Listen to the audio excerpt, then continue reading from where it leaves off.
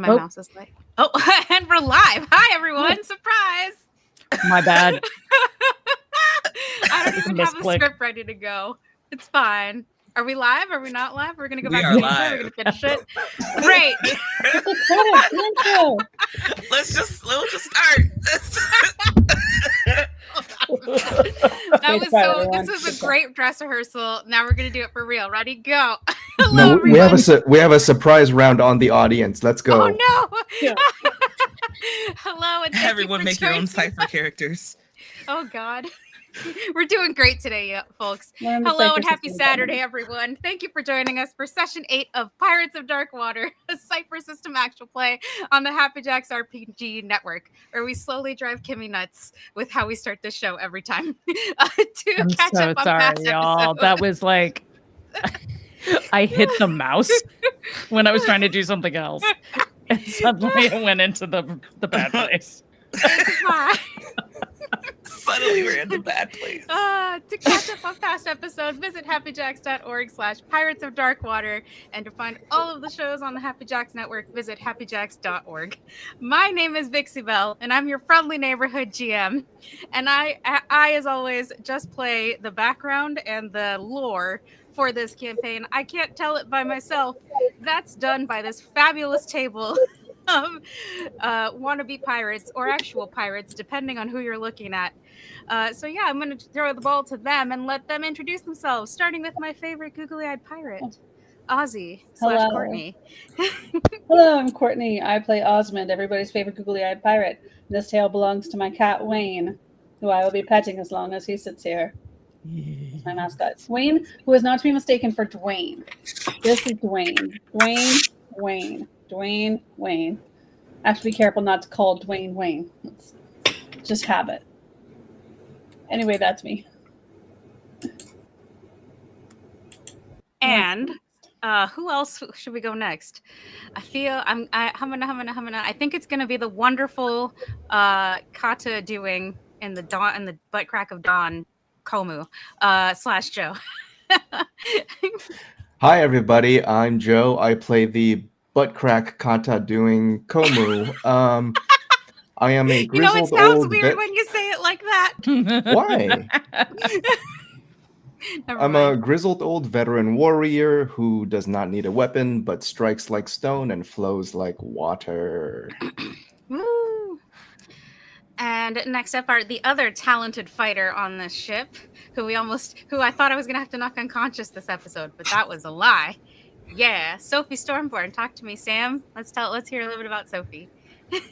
Hello, everyone. I am Sam Star. I play Sophie Stormborn, who is a legacy pirate, the captain of the Aurora, and a hurt little bean. That also packs quite a punch, so don't mess with them.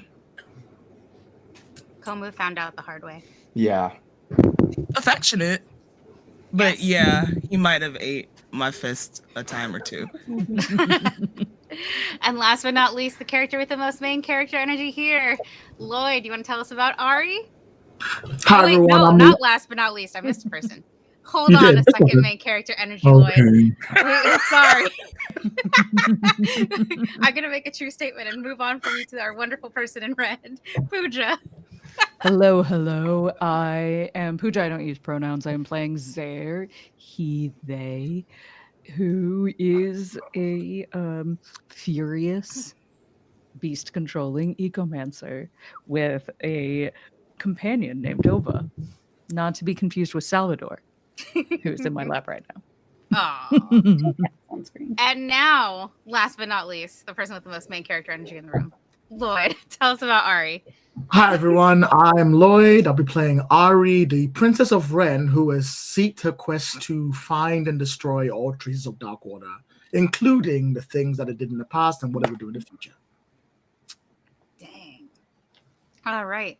What a lovely, succinct intro, Lloyd. That was great. Lloyd was very on it today. Unlike my mouse, which is just like, where do you want to go? I've been fighting with mine too. Don't feel bad. Yeah, right. Anyway, it's time for the short TikTok recap of our episode. I actually wrote a little episode summary to make my life easier because I was like, dear God, remembering everything is hard. When we last left our heroes, they had sunk under the sea and currently find themselves in the underwater kingdom of Voltameri after a harrowing showdown between Kadan, Ari's brother, and a prince of Octopon, and the Dagron's Maw, the ship that belongs to Brother Blackheart and has been contracted by Ari's sister, Princess Jenna. Fortunately for the Aurora and its crew, their Esper companion Cassandra was able to call for aid from this kingdom. Unfortunately for her, though, as soon as they landed, they found the kingdom placed her in golden cuffs on basically on her wrists and her neck. And the crew was taken for an audience with these people's queen, Diamini. And that is where you currently find yourselves. But since I've made a habit of this, this episode's going to open like Avatar. So yeah, we're doing great. Long ago, the great kingdom of Voltameri was the heart of a vast empire of undersea kingdoms. When the empire fell, the secrets of ancient magic were brought to the kingdom for safekeeping by a mage known as Delphin. Delphin's greatest power was the ability to divine the future. And in his last divination, he saw the future on the surface of the sea. A city that shone like a jewel, whose royal family would stand against the darkness within Myr.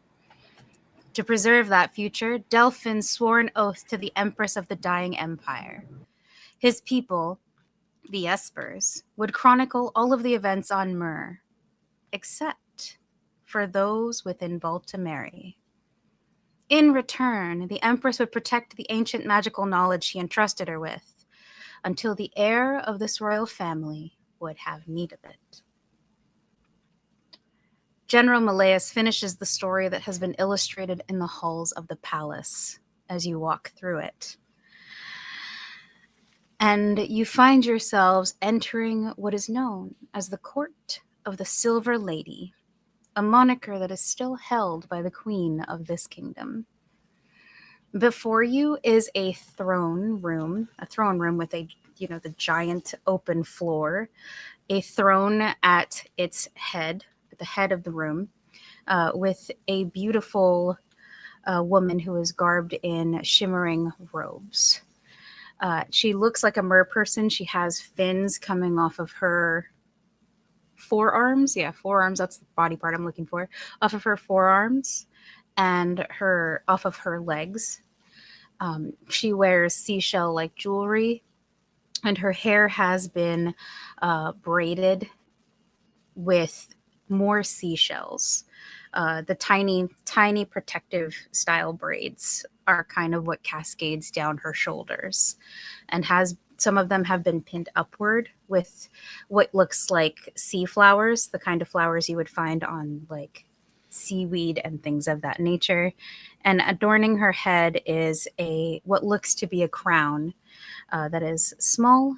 It's not small in the sense that it's like unnoticeable, but you can see it.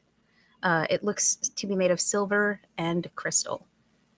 This is Queen Diamini. What would you all like to do before, as you enter the presence of this person? I might be in a very horrendous mood due to the events of last episode, but it doesn't mean I'm not courteous. So I will step forward. Mm-hmm. I will bow deeply. I will be the Prince of Ren greets the ruler of this kingdom. We come in peace.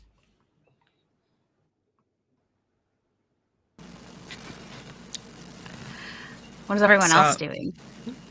Sup? Okay. Ozzy will clumsily attempt to mimic Ari's curtsy. Oh.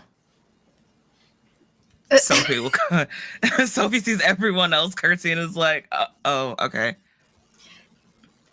Yeah. I think Zara's very much like looking around at everything else and has kind of managed to miss the queen entirely just because like, oh, all this stuff, all this art, all this. I wonder if I can steal any of this. Also, probably not a good idea at the moment, at least. And oh, yeah, totally paying attention the whole time, nodding. Okay. This is Such a plethora of emotions in one go. Like, there's different kinds of people. Yes. What about you, Komu? Kumu doesn't bow. I think Cassandra stands behind all of you, just like not really willing to face Ari specifically. Just a little shy about that. But yeah, and it seems like Niddler has stayed on the ship this time. He is not comfortable being physically inside of the ocean. He's not a creature of the ocean, so he's just, I'm gonna be in the ship. But yeah. valid. But yeah. Upon seeing this plethora of greetings, you can see that this is a woman who is very much a queen. Her expression doesn't shift. There's no visible change across her face. You can just feel her eyes land on each of you as you do these different gestures. And General Malaeus introduces all of you to her. Again, because you introduced yourself already, Ari, but he is also explaining what you are doing here. And once he does that, Queen Diamini, her voice is actually quite musical, speaks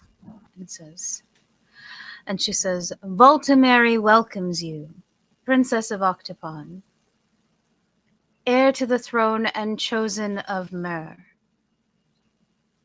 Have you come to fulfill the oath?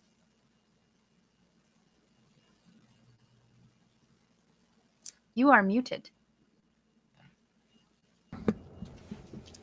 I'm sorry, I'm a professional.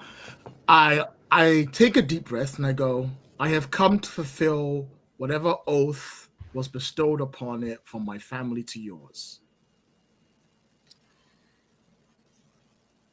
It was a promise made not between the royal family of Octopon and Voltameri, but between the Espers and Voltameri, to safeguard the future. And that future is you. She gracefully places her hands in her lap and looks at each of you. I had hoped that the future looked a bit more heroic, to say the least. I had hoped we would have been rid of dark water by now, but clearly we're all going too slow. She takes a deep breath. You are right. And while Voltameri enjoys peace, other kingdoms are not so lucky. Tell me, Princess of Octopon, do you know what Voltameri is? My first time visiting, yes or no? I do not. She stands slowly, and you see this sort of like movement upwards as the fins on her arms catch water. It's very graceful. It's almost like a water dance because you're in water technically. And she begins to descend the throne so that she can meet with you on like equal footing. Voltameri is a kingdom whose existence must remain a secret. That is why no Esper that enters here may record what happens. Why? She takes a deep breath and says, this is the nature of the oath that we agreed to. Does that mean your people don't get to leave? Our people can always leave. All right. It's not a matter of cutting them off from the world. It is a matter of the information that we protect. You recall the story that Malleus told you. We are the protectors of the ancient magics. The magics that have long since been lost to time.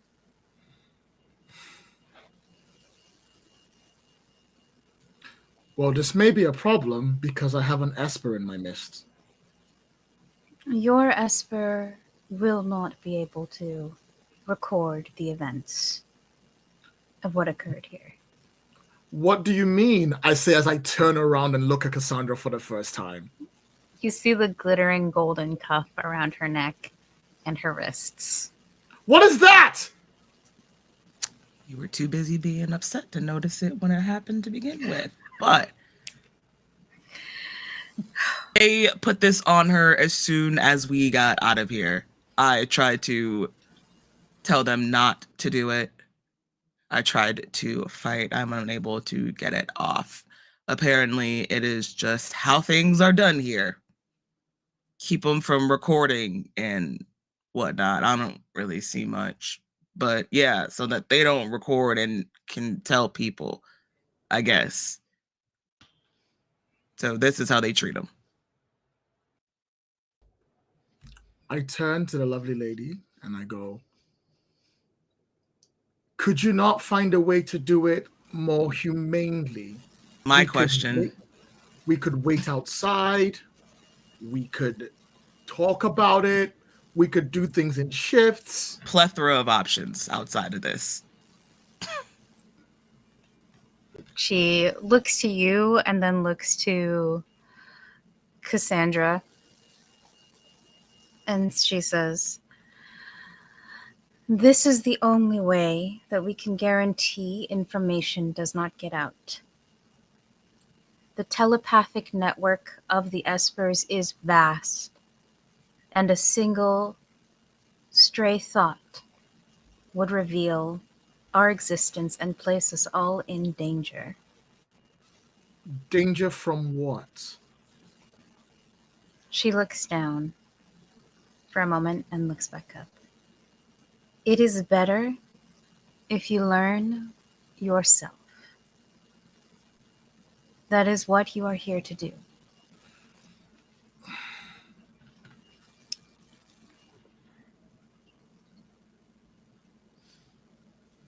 But if this is your concern, we actually do have a record of events here in Baltimore. That record simply does not leave this kingdom. Fantastic. Are you seriously so out of touch that you believe the problem is the record of the history of your city versus the fact that you have chained and collared the person with us?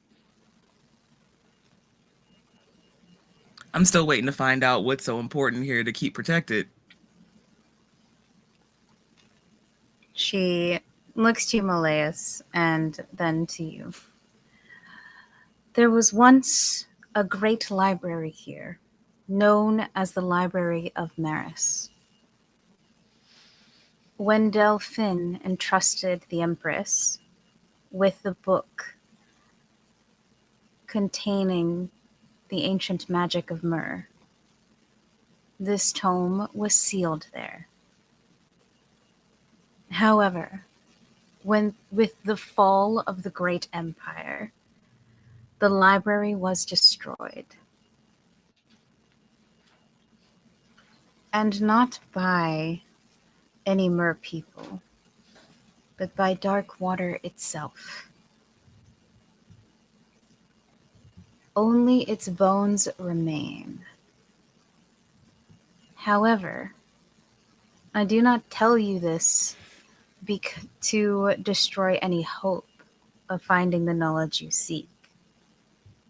I tell you this so that you know where you are going. Because the reality is, the book disappeared from the library before it was destroyed. No one knows who took it, and no one knows where it is. What we know for sure is that it is not the Dark Dweller who has it. Because if he did, the treasures of rule would not be enough to stop him.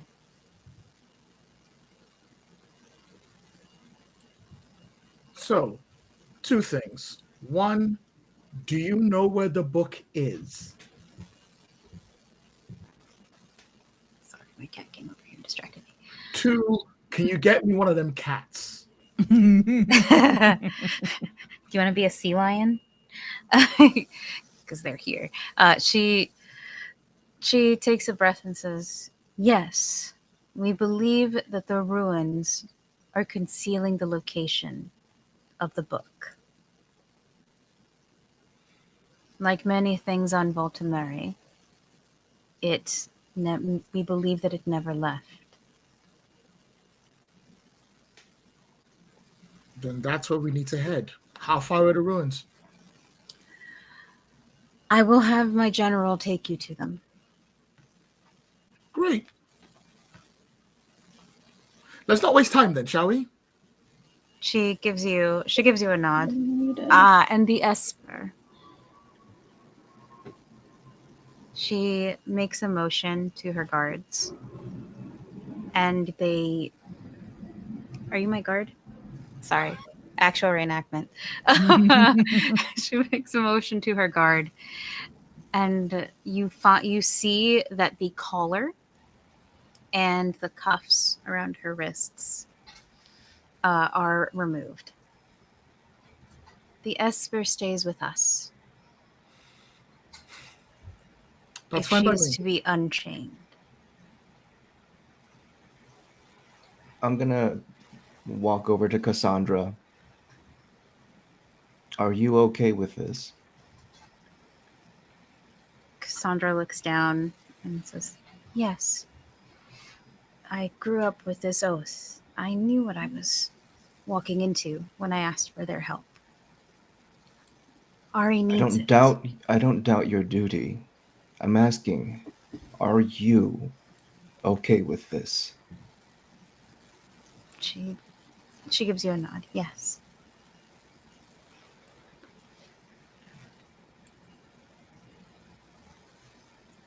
Okay. Be safe, please. You too.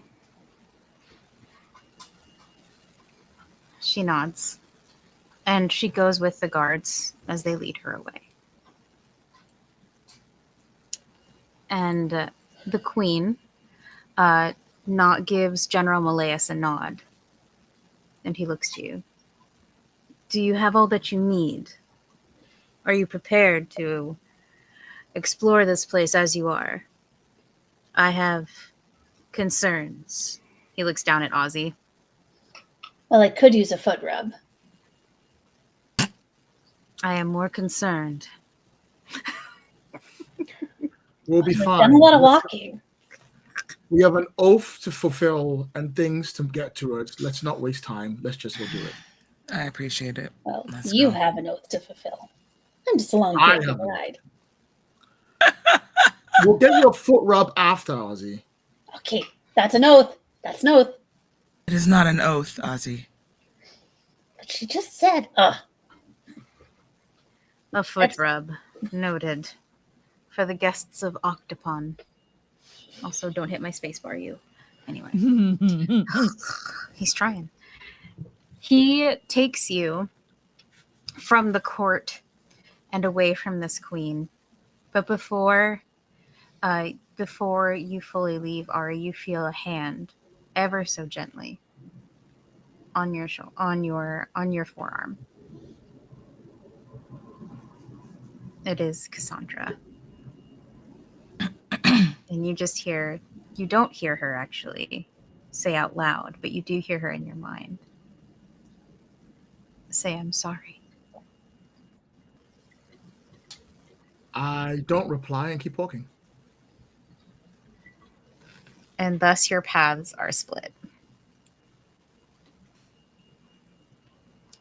You actually realize that this castle that you are in, because you basically walked through the city, this beautiful city of coral and mother of pearl that smells like sea salt, fish, and seaweed, to this magnificent palace that it's been set on the side of essentially a deep water cliff.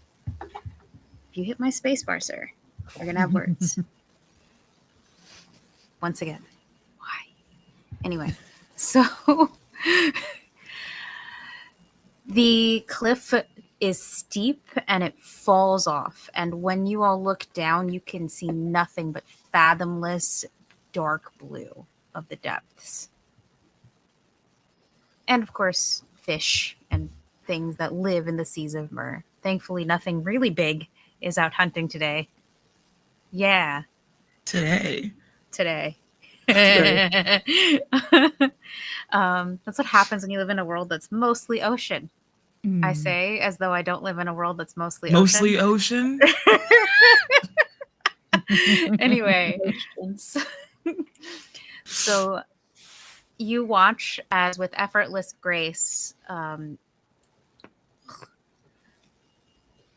general jumps off the cliff and begins to swim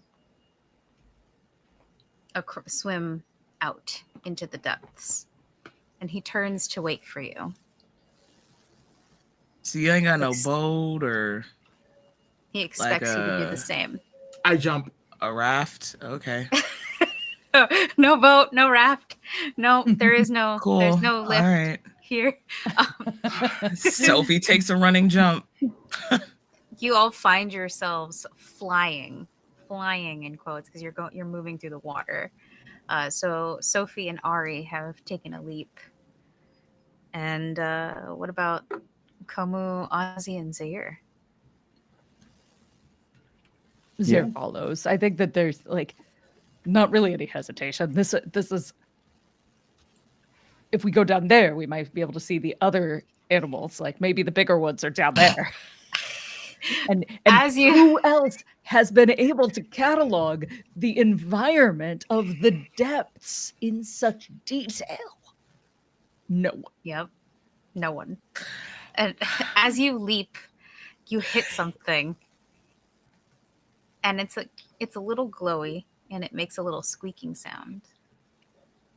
It is a little glowfish that just happened to be headed in the wrong direction at the right time. Oh, little guy. Little baby. And it looks at you, and you look at him, and there's this moment of, huh? Is it going to eat me? And then it swims away from you. That was so precious. But here's the thing. As you look out to see the direction in which it swam, you see dozens of these little lights from glowfish as they spread out over the depths. Ozzy and Komu? Are we really doing this? Water's fine. Sophie's backstroking. I think this is the first time we start to see Komu's body language is a bit different. He has a sense of he's not gonna complain. He's gonna do whatever needs to be done, but he's doing it begrudgingly. There's something about being underwater in foreign territory. This is completely out of his comfort zone. He doesn't like seeing the image of shackles around his friends. Yeah, he's kind of grumpy, but he's gonna jump in. Full grumpy old man mode. Get off my lawn. He just says, well, it's better than prison. And she makes sure that her little gadgets are nice and secured tightly in her bag. Sure. Getting them wet's probably not a good idea. And she'll go join the group, because what else she gonna do? Oh man, this is a kid show, Sam. This is a kid show. You can't make that joke. Don't do it, Sam. Sorry. But the stream is not. Counterpoint.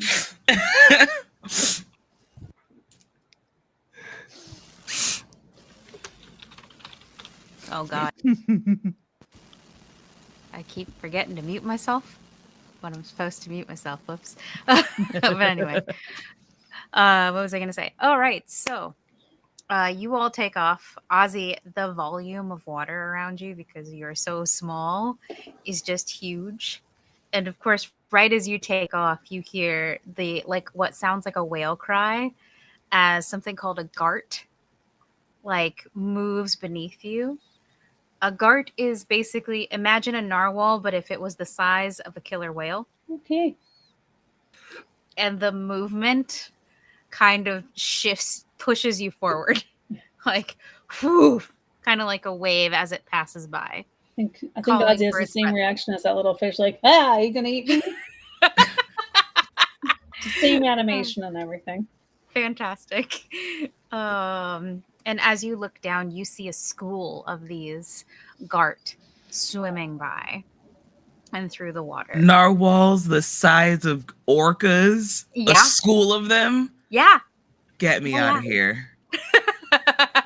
Welcome I to don't the know why ocean. everyone's surprised. It's called Pirates of Darkwater. It's not called Pirates of Sky Pirates of Cloudwater. But it should be. Being It should be. underwater is the main part of this. It's a key point. I'm surprised the show never actually did go underwater. I was about to say, technically, it's all about being on the water. Pirates are on the water, not in the water. But you Not can't create in. mer people and not go under the water. That was They their can first come mistake. up. They can come visit us the other way. They can come visit us at the top. Problem solved. Oh God. Okay. So Sea is scary. welcome That's to the ocean. the It's best a good time. part. It's so scary. That's what makes it awesome. I really hope no one has thalassophobia. But we move on. We move through the water. It's kind of too late to find out, isn't it? Sorry, Komu. Oh God.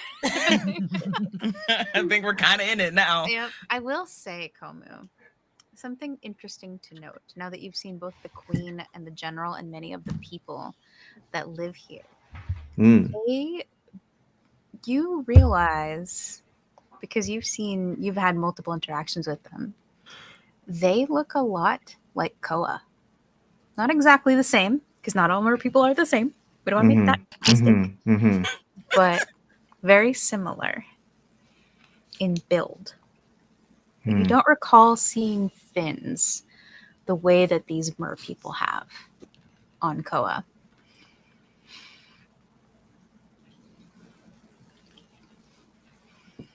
And the general leads you to what looks like, it almost looks burnt.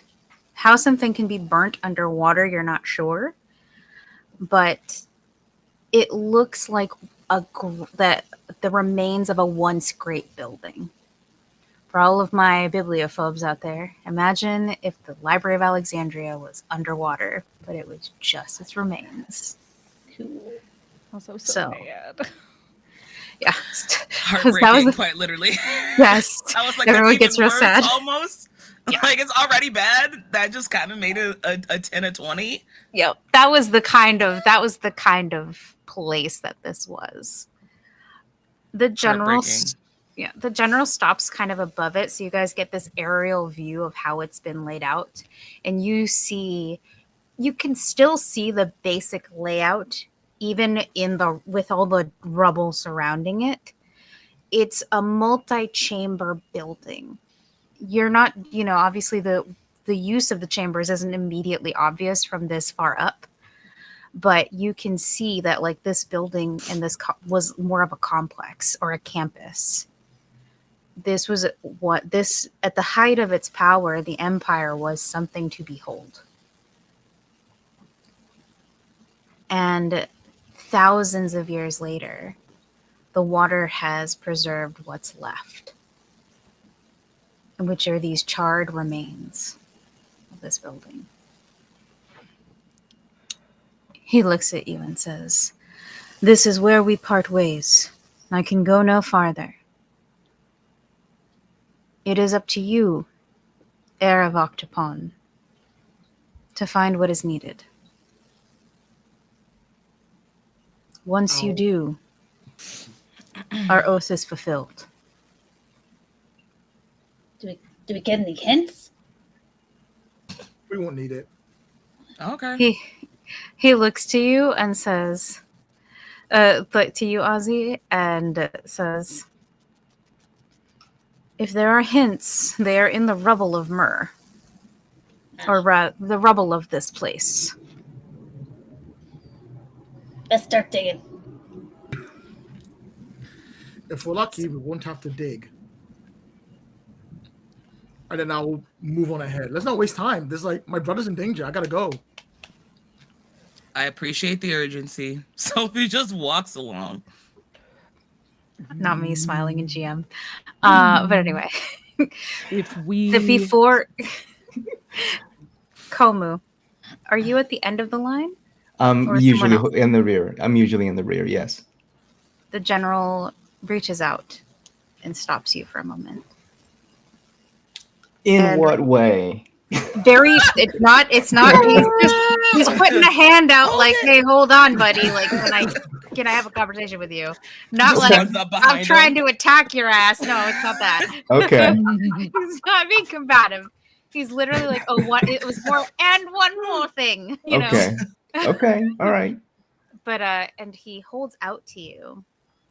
He reaches to his belt and holds out to you a silver whistle and says, when you have found what is needed,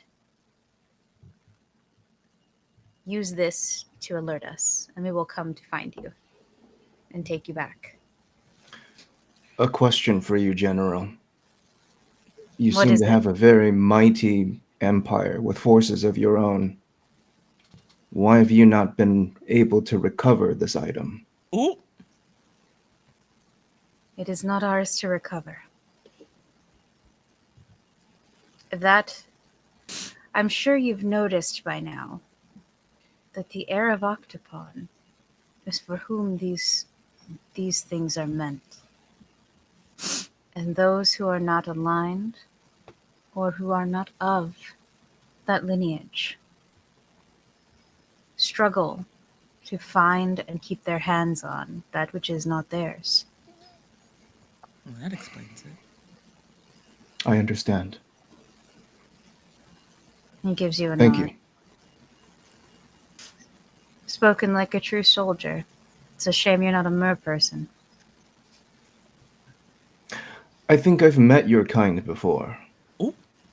Though my encounter was not nearly as pleasant. What do you mean? I Mer describe people rarely Koa. surface.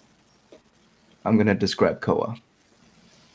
You see his, like, he's not the queen who is schooled in basically keeping a poker face because of for diplomacy. You can see his eyes darken, and like there's a tension that seems to build as you describe Koa. I don't want to metagame. Do you think Komu has a sense that maybe Koa's the one that at some point took that book? Or is there like something there to put together, maybe? There's not enough information here to make that kind of connection. Got it. You can tell that he does recognize the person that you're talking about.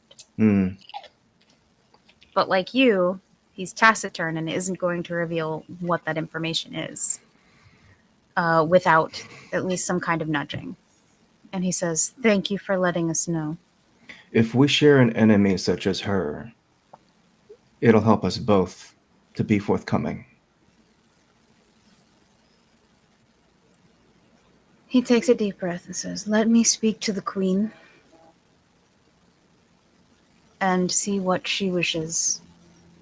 Because if one of our people is involved, this matter has become about more than just the heir of Octopon."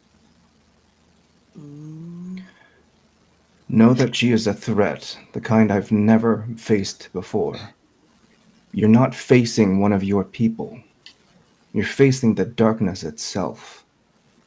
I would know. I stared into her, and she into me, and she left a mark I will never wipe away. So she has I don't become wish a that dark fate disciple. upon anyone else. So she has become a dark disciple. If that's what you call it. He turns from you and he turns from you, and you, as he turns, you hear him say, "History repeats itself," and he begins to swim away, leaving the conversation half unfinished. You, in your years of like fight training and fighting with people and learning to understand how warriors move and act, understand that it's not about you. Yeah. He's pissed, but he's not pissed at you. Yeah. I Like, think we feel the same way. This is a problem. Like, this is not okay, right? Yeah. Yeah, So we're he's gonna both go- like middle management trying to like do the right thing. Yes. So you are left with this silver whistle, which you can use to summon a new guide to take you from the ruins once you found what you needed. Where is everyone else during this time? So I'm leading the charge. We have to search this place to find the book. Let's get it done. Whatever's in this book must be really important. So I'm focused on mapping this place out, getting an idea what was supposed to be here, figuring what locations are, and then working out where the book would go. Okay. So you are leading the charge. Where's everyone else in relationship to Ari? I know, Como, you're in the back, so we've established that. Everyone else? Well, I know Ozzy's a superb explorer. Okay. So trained in searching, climbing, listening, etc. Nice. So doesn't actually tell me much. it will allow you to ease the difficulty of this task because you guys are about to get ready to search for the book, which will be a roll. So we will keep that in mind. So I'll allow that to ease. Sophie, what are you up to? I guess also looking. I don't spend much time in libraries. It's just big places with books. Okay. So, yeah, Sophie's also just looking around. Okay. And Zaire? I think the Zaire's looking around more for animal tracks and signs of the sea life in here. And like, okay, Smart. what has come to inhabit the ruins? If nothing has come to inhabit the ruins, why? Because it's been 1,000 years and they should have.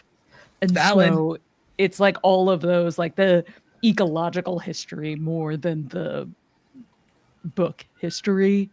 Okay. All right. So, Como, I assume you're swimming down and kind of having an eye on things, while the city of Valtameri calls the paramedics. Anyway,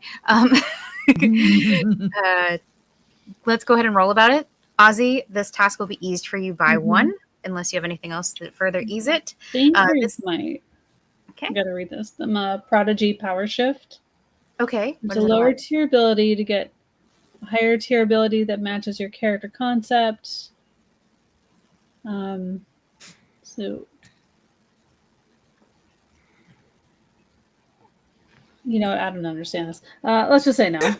Okay. Well, I was gonna say that you were a pirate on the Maelstrom, and part of what you guys were good at was hunting treasure.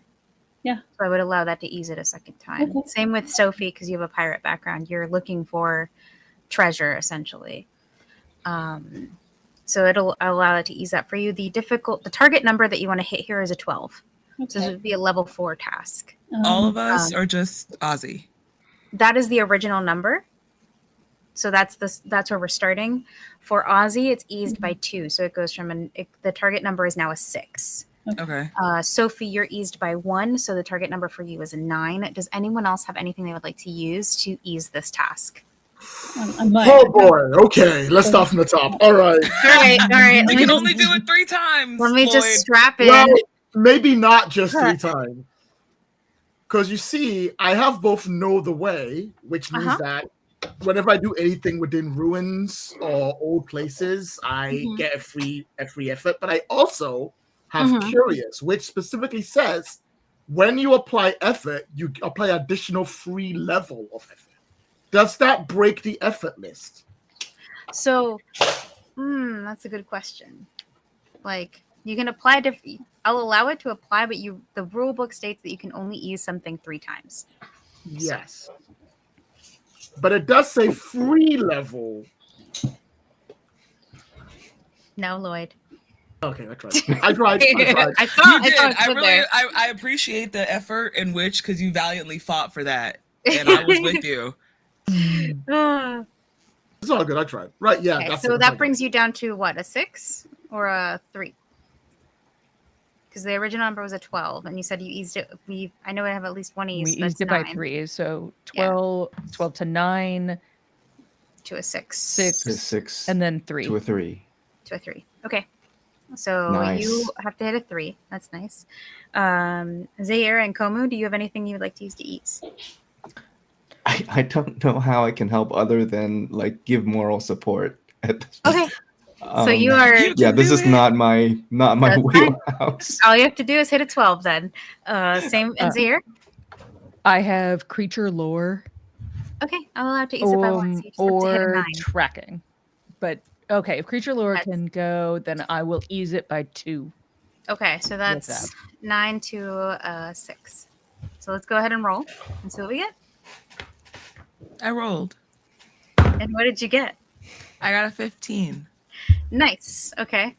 Hey, I got a nat 20. Hey, you get a major effect. I'm super excited about this. My little rabbit dice were like, yes, the sea. How for you? How for me? Yay. Okay, what did you roll, Ari? Oh, Rolling. you rolled a 1? A 1? Oh, you're mute. Wait, Oh, you just said 1 1 second. minute. Yeah. That was a That 1 was minute. a 1 Okay. second. Okay. Don't do that. The I rolled a way- 7. Sorry. A I 7. just, like, Okay, so you Okay. definitely got I over had the to 3. mute to type it in, and I was Yeah. like, Okay. You put up that 1, and I'm not gonna lie. Yeah, my I know. stomach I was just- dropped Yeah, I was right like, into no. my ass. I was It's like, do you have intrusion? no. Do you have intrusion? But yeah, okay. Oh no, the Stop treasure giving- finds you. No, thank And none of Oh. us leave. End Oh of boy. game. So yeah, it'll be like, and that's the game's over. What did you roll, Ozzy? Oh, I need to roll now. I thought you were busy with other people. Hang on. Oh, One no. moment, please. Get rid of this D6. Get rid of this. I rolled a 5. Oh, okay. There. And what was the number you were trying to hit? 6. Okay. I thought So, you were yeah. trying to hit a 3. I So was we trying- used it by 3. Oh. Did you? Because I know Ari eased it by 3. Oh, But eased Ari's roll by 3. So yeah. Was it? Yeah. Oh. Oh, I thought you would ease by 2. Oh well, I guess it Yeah, doesn't matter. 5. The dice. yeah. Hmm. Zaire, what did you roll? You got the natural 20, sorry. And Yep. then Komu, what did you roll? It's my last one. 11 for a 12.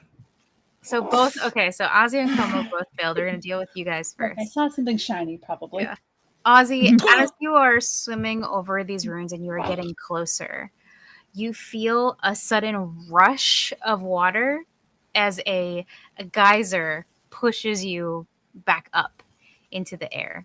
Not far enough, like not super far. You're not like fired off into the surface, but you're definitely like, whoo! Yeah, "Oh, you hear I'm the being "Wah!" Yeah. flipping. You just sort of roll by Ari as she's like, It's like anime style. It's like Yes. all spread out. Komu, on an 11, you get to the you almost get to the sea floor, and then but you are accosted by a school of glowfish that immediately have all gotten spooked by seeing you. So suddenly you're basically like blinded by like Okay. glowy fishies that are like, ah! Okay. All right. They're cute. That's fine. That's fine. And then we're gonna do the natural 20 last because you get a minor effect. I got stuff for you. Ari, you rolled 7, right? On a was that on a 6 or was that on a 3? It was on a 3. You were way over. Yeah, I'm well good.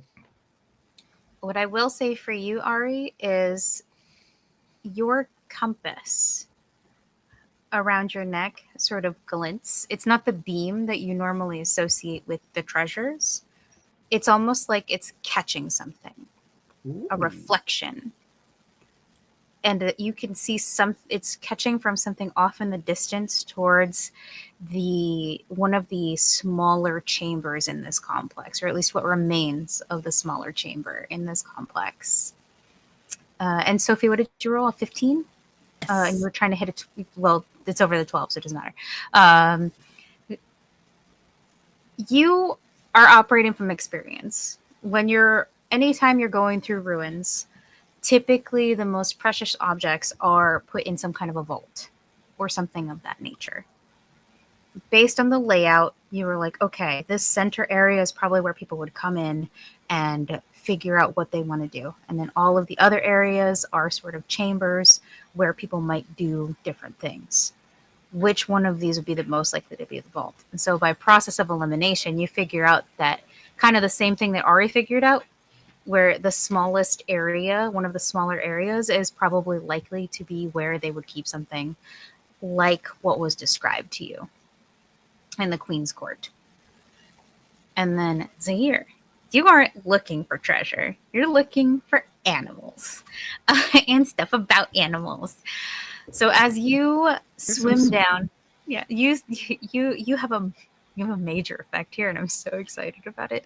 On a 20, it is you who almost feels the vibrant life that is sitting at the edges of these ruins. You see the bits of kelp and seaweed that have sprung up around the edges specifically. You also get the sense there are fish that are swimming through here that have swum through here. Like, you can see them sort of moving through the water. What you also see, though, are bones. The bones of smaller fish that have been consumed. And are just sort of sitting on the seafloor, decomposing. And for your minor effect, or for your minor effect, your major effect, you hear something swimming up next to you. And as you turn your head to the side, you see the little glowfish you crashed into earlier. Oh. Hello, little guy. It like does the little cute thing, like where it wants to be friends. Like, apparently it really likes you. So you got a little glowfish friend. Winning. Yes. Something has claimed this area as its hunting ground. What was that? Something's eating the fish here. Yeah, we're underwater. Something large that's leaving the bones. Oh, that's horrific. Also, I made a friend. Oh, it's so cute. We always make animal friends everywhere. This is adorable. It swims behind you a little bit upon seeing Sophie. Like, oh, it's okay. I'm it's okay. kind of scary. They're fine. They're just a big teddy bear. They won't hurt you. Cute. Like, Sophie's like bent over, like hands on their knees, like, they're so cute, little voices. It like swims up to you and does like its little fishy thing, like a little. It looks like a tail wag, but it's just its little tail fin. I'm gonna try to like give it like little gentle scritches, like right underneath, like oh shoo. You are soon joined by Ozzy and Komu. I assume you both have swum over to join everyone in front of the place that you guys have found this sort of treasure area. Can I see any like tracks, like foot tracks? Like, I know it's been like a while, but like I feel as if maybe people have like tried to come like scope this out before, and I want to see if there's like any foot tracks in the area at all, or like close to the vault, even to kind of like specify like, oh, this has to be where it's at. People have at least came and stopped right in front of here before. It's hard to discern that. Okay. Because it's the seafloor and it is constantly in motion. So footprints don't necessarily stick unless like this was wet concrete and it dried or something before. Like because this would have been a building, but yeah. Okay. That would be my only thing on that. Okay. It was worth a shot. What I will say for Ari and Zaire as the ecomancers in the group, I would like you both to roll an intellect roll for me. Okay. What's the target number? It's testing your awareness. The difficulty on this is going to be, I'm going to set this at a 4 as well. So it's a 12 that you want to hit. Okay.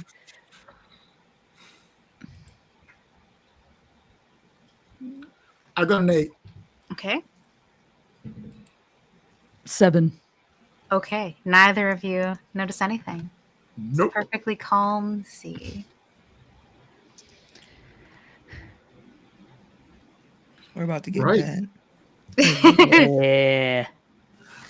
With no awareness what's going behind me, let's go find out what this thing is. I'm going to head towards where I started. You move through these ruins and you can see the charred, blackened remains of what might have been a once great structure.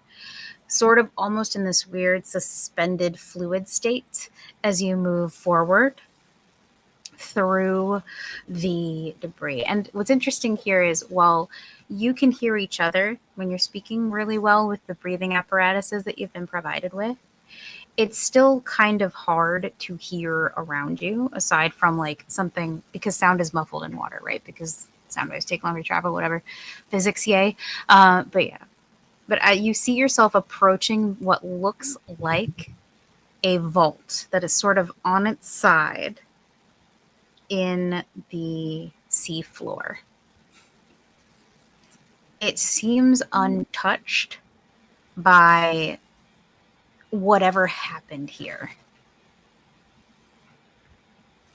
All right. I'll swim around it, try and steady it to see what it's like, see if anything on it that needs to be deciphered or locks or whatever.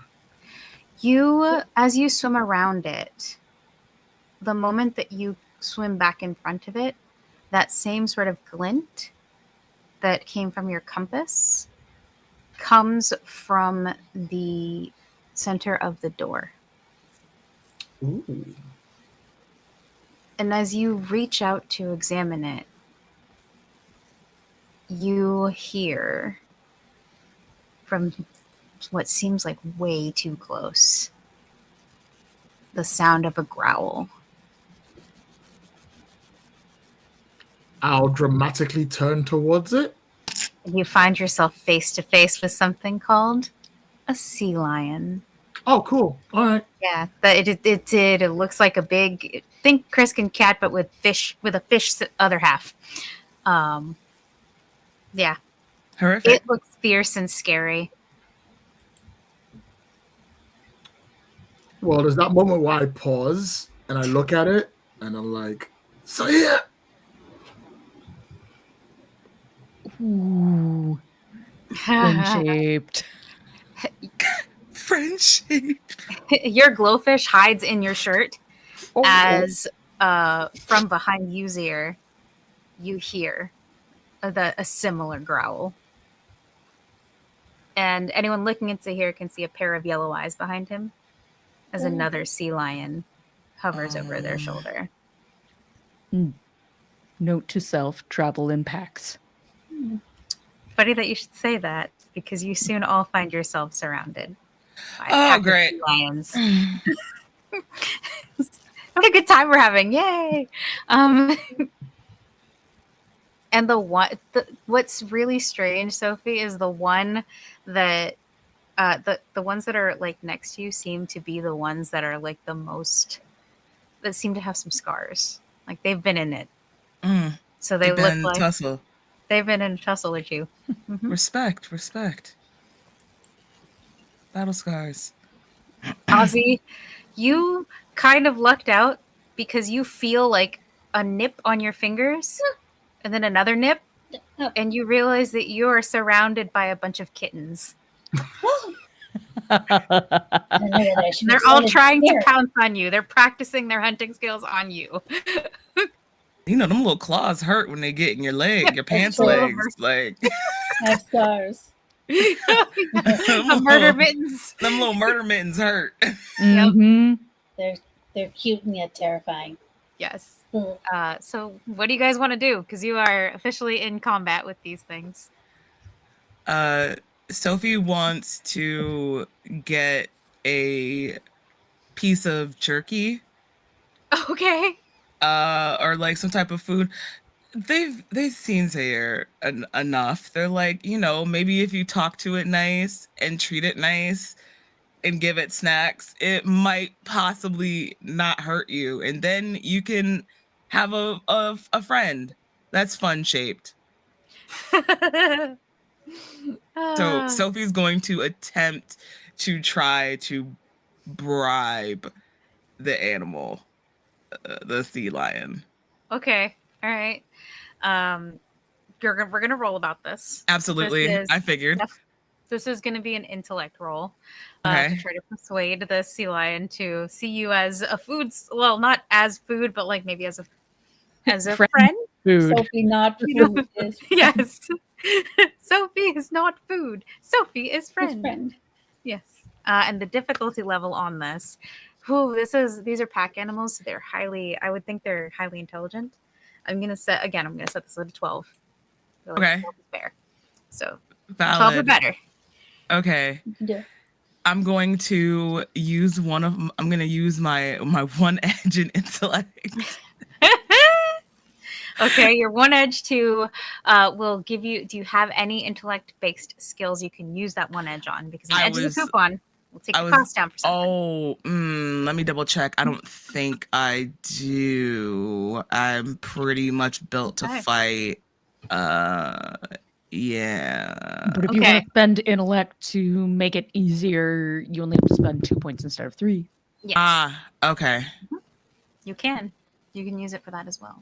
Okay. Yeah, I will use 2 points of intellect, or 3 points of 3 or 2. Regardless, I'll use however many points of intellect I need to lower it. Bring it down. You're gonna bring it down 1. You just have to hit a 9. Okay.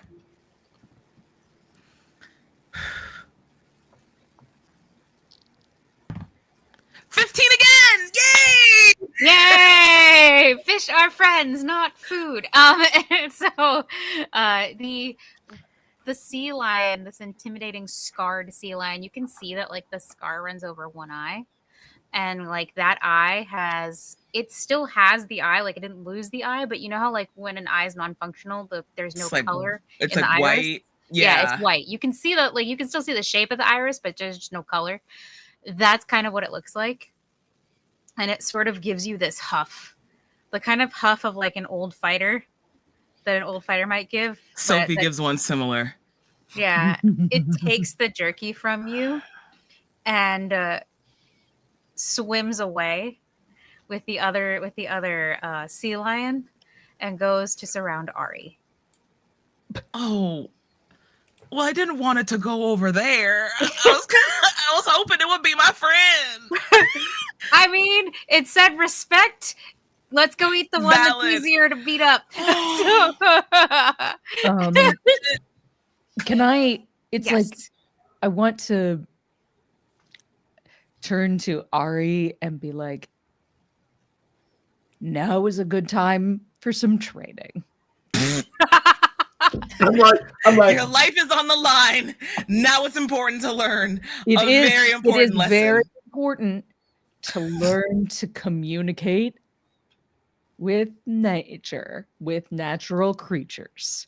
I will say, as you say that, because you haven't taken any action on the natural creatures around you, I'm gonna need you to roll a defense roll as one of these sea lions attacks you. Like, you know that scene in Deep Blue Sea where like he's giving the emotional speech and then Samuel Jackson, and then the shark jumps up out of nowhere and just snatches his ass clean off the Similar, but not quite the same. We're not trying to snatch the ear. Just saying. Okay. I am gonna use Sue the Savage. Okay. Smart. a common non-human beast within 30 feet. Okay. You've got several within 30 feet. The I one feel like attacking me. It's Yeah. like this is the I am demonstrating. You shall follow. got it. Okay. Like reach out, just like at the show. You know, you reach out. The Mhm. magical electricity surrounds my arm, and it goes to the creature and surrounds the creature and like down. Okay, so you are going to do this. This is an intellect roll. Again, the difficulty is at 12. I know because you're using Soothe Well, the Savage. it is an ability that I Yeah, have. so it's gonna bring it down to a 9. Okay, and I also want. Can I use 2 abilities at the same time or no? Yeah, as long as the big thing is we can't use more than 3 steps. Then I'm also going to use push. Okay. To telekinetically push it, like so it's like calm and also not in my face. Personal space. Yeah. Like okay. The bubble. I would use condom on push. Yeet. But anyway, so that's fine. It'll ease it from so let's do this. Let's do this because this ability is slightly different than Soothe the Savage. I will say that if Soothe the Savage goes off and calms it, you'll be able to actually. It almost feels like it needs to be two separate rolls because you want it to. Okay, then because that was why I was wondering if I could use 2 on this thing to ease it, but if I can't, then I'll just So I've got Soothe the Savage, which will ease it by 1, and then I think for me the skills have to be related. So like if you're going to take further action to calm the kitty down, that's fine. Creature lore. Your knowledge, yeah, that'll work. So I'm a specialist in creature lore, so that'll ease it by another 2. So that eases it by 3 total. Yes. So you're gonna ease from a 12 to a 9 to a 6 to a 3. Great. You just have to hit a 3. Good thing. Because that's what I hit. Oh God. So you say this dramatically and tell me about how this plays out with you and the sea lion as it tries to jump on you and attack you. It's like I'm having this discussion with Ari where I'm like, you have to connect to the feeling inside of you, connect to the animals outside of you. They have urges, they have desires, and like the thing like starts to leap, and it's like just like this guy desires snackums. I am not snackums. And like reach out and like lower is like, nope, not like that. So not tasty. You have effectively moved this sea lion. It gives you like, you know how like when cats are gonna do what they want to do, but they give you the attitude of I'm not doing this because you told me to. I'm doing this because I want to. That's the attitude that the sea lion has. Like it very much is. It gives you like that little like rah, like it's making noises at you. Like, but again, it's not trying to attack you anymore.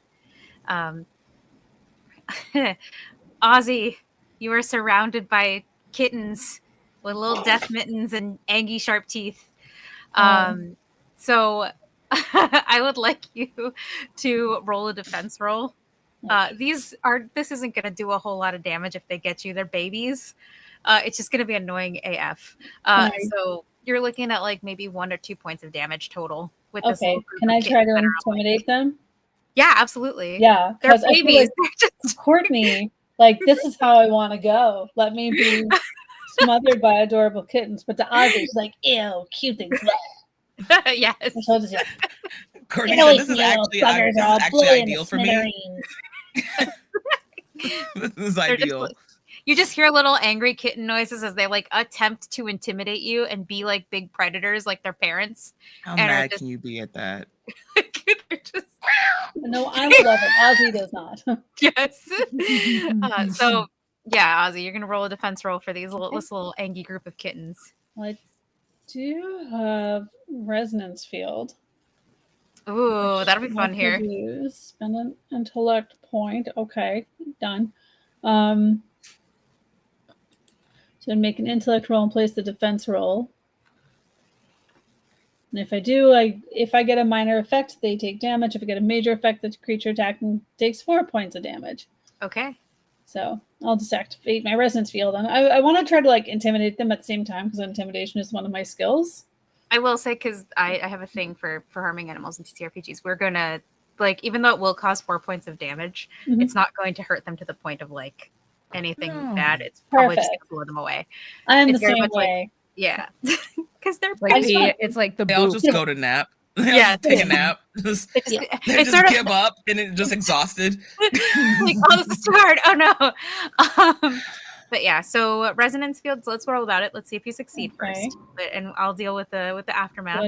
These kittens are functionally immortal to me because they're adorable. So yes, and guys, this is a children's cartoon.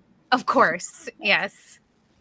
To be fair, I have seen more violent things in 80s, early 90s children's cartoons. Let's be honest about the scars that were inflicted upon us. They did not give a damn. They did not care about us at all. Dark Crystal was a children's show. It was a children's movie. It was. There was nothing children's about. That's parts of that movie still scare me. The Black Cauldron too. Oh yeah. Yeah. But okay, so these kittens, the difficulty level is we're gonna set it at a 9 because they're babies. So they're babies, but they're attacking in a group. So I'll let them give that the 9. You know. So can I take it any down by? You absolutely can. Intimidation. If you use intimidation, if you're trying to intimidate, we'll take it down to a 6. Okay, yeah, because I'm gonna yell at them too. Leave me alone, you little buggers! I'll blow you to smithereens. So yeah, let's roll. Let's see what happens. Yay! That's a 13. Oh my god! So you say this. You activate your resonance field, and there's like an explosion of kittens as they all get blown away from you and go flying through the water with little meow, like with a little meow noise. One of them ends up like grabbing onto the top of your head. Like and like it has that little like kitten, the little kitten face of like like your eyes go on like what just happened? And Ozzy's just spinning around like get off me, and it's screaming, you're screaming, it's great. This is the image that we have of Ozzy. And them claws just deep in your skull. I will say they're not like that deep. They're probably like tangled in your hair. Yeah. If anything. It is a nest of hair. Yep. And like you can see, I will say this, Ari, one of the sea lions surrounding you freaks out and starts going like jumps to go like start saving kittens. Oh, clearly this is the parent who's like, oh god, my babies, what happened? Why would you bring your babies to a fight? This is your fault. Poor parenting. I think we brought the fight to the house. You're in their driveway, actually. We're actually in their living room. We're in their home. My bad. Right. I'm so sorry. We came in all up uninvited. Literally, I'm sitting down watching TV. Just change the channel. My bad. But yeah, so that's what happens with Ozzy. Komu, you are also facing a really beastly looking. We're gonna get to you, Ari. I'm saving you for last. Okay. But yeah, Komu, you're facing a really beastly cat too. This seems like it might be the leader or like at least the biggest cat in the bunch, the biggest sea lion in the bunch. It's not as scarred up as the ones that Sophie faced, but it looks pretty intimidating. It's got like the whole Mufasa mane going on, because I don't know if anyone saw the mane on Mufasa, but that man had hair gel. Anyway, it's like, just saying. And it gives you this look of like, I will absolutely fight you, and I'm not going to play nice. So you are muted. This is like a young pack leader that has something to prove. Correct. Yeah. Okay. They've got the intimidating aura. Like, think like in Black Panther, that sort of aura that, my God, that he has. Who are we? Killmonger? No, not Killmonger. No, actual Black Panther. T'Challa. T'Challa. Thank you. That was the name I was looking for. My brain was like, I know this name. It is in the database. I was Buried like, under all this paperwork. Killmonger? No. M'Baku? Oh, T'Challa. main Mhm. guy. Yeah, Heard. T'Challa had that like sort of noble, like I will mess you up and look good doing it. That is the vibe Mhm. of this sea lion. Okay. Rest in peace, Chad. Which is the entire Black Panther vibe. Let's be real. Like, Valid. 100%. Komu's gonna get onto his knee, put both hands onto the ground, and make like he's supplicating. Ooh, okay.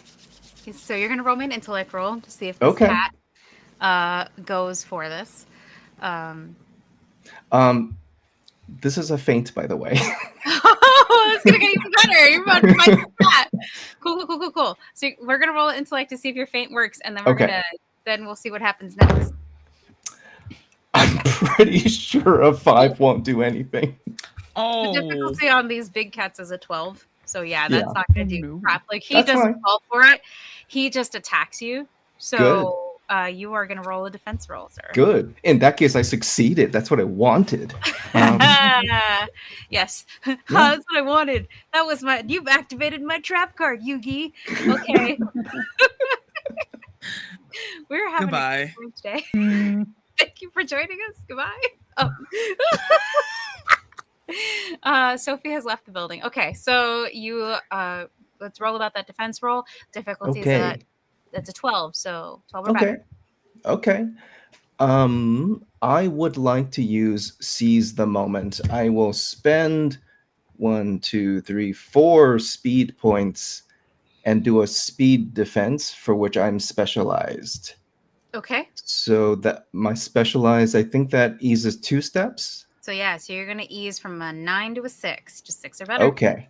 All right. That is a 7. Oh my god! It sounded like you literally dropped a rock on your table. This is a metal dice. I use metal dice. I was gonna say, is that that you, explains Dwayne? it because I was like, my god, you drop a I boulder like the on weight. his desk.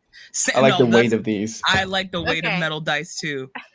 So what does Komu decide to do to defend against this attack?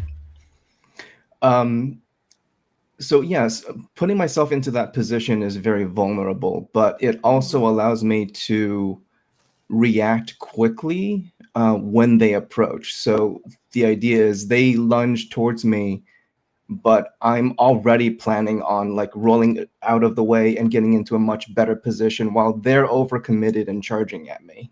Okay, cool. So as you are going as you are rolling away, the cat does miss, but what happens is it's a combination of your skilled movement and poor timing, because as the cat goes to pounce you, a chunk of the ruin falls away and actually knocks the cat off track. Oof. As it on its way down. Like it still hits where it's going, it just definitely like booped the cat. So that's you, Komu. And last but not least, yes, Ari, you are surrounded by a bunch of snarling, growling, angry sea lions, except for that one that's like, my babies, and left. All right. I need to communicate with these things and get them to calm down. Okay. You're going to follow Zari's example? Well, first example, just close my eyes, reach through the water. Animals are not people. Animals don't need like don't do lies, they don't do weird things. They have all they need is trust and loyalty, and us being very clear that we are not here to take their babies. Okay. I just want to communicate that through the water to them. Okay, cool. So you are going to want to roll an intellect roll for this. The difficulty is a 12. So the target number, rather, the difficulty is level 4, blah, blah, blah. Like if you played Cypher, you know what I'm talking about. Yeah. So what do you have to ease that number? Okay, so first off, I'm not very good at being persuasive. Okay. So that's probably increasing the difficulty by 1, isn't it? Yeah, you're gonna have to now hit a 15, but sure. Okay, cool, excellent. Continue. Fantastic. However, I do understand the supernatural. Mm-hmm. And I do have ectomancy as a skill. Ecomancy. Ecomancer is a skill. I Yes. put the wrong name. It's- That is the best I've got. Okay. Talking so to animals is not my forte. I Can will we say assist? this. You do have ecomancy, and you have the other skill that you mentioned. So while it might have bumped up to a 15, it's now back down to a 9. Basically, because you bumped it. I understand. I have sea lore, LORE. Can I understand the nature of sea lions with that? Cool. Sea lore, I will allow you, like, that'll allow, it's not quite the same as creature lore where you don't have the same detailed information, but it does give you the basic concept. So yes, I will allow it to ease by 1 more. So you just have to hit a 6 or better. All right, so I'm gonna hit a 6. I'm just gonna roll a 6 or better. Yeah, it'll be fine. Great. Great. Easy to me. Just roll a 6 or better. Yeah, just do it. Just do it. Let's do it. Like Nike. Okay, I did not roll a 6 or better. You rolled a 3? Roll a 3. Right. So remember when we said 6 No, it's or not. better? Yeah. That's not a 3 is not Okay, that. no, all of y'all failed your rolls. Don't come at me. I did Thinking not. I failed mine.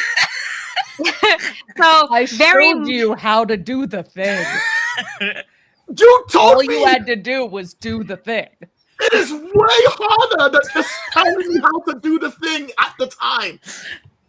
you, Ari. So this is how this is going to take shape. As you reach out with your ecomancy, several things happen at once. One, you feel the fear and anger of these sea lions as someone has invaded their hunting grounds, what they know to be their home. And you feel something darker. Something that has seen you. And that makes you screw up your ecomancy, and your connection with these sea lions snaps as your knee-jerk reaction is to pull as far away from whatever that thing was as you can. And all of you hear straight roars as these lions go to attack Ari. So what are you guys going to do?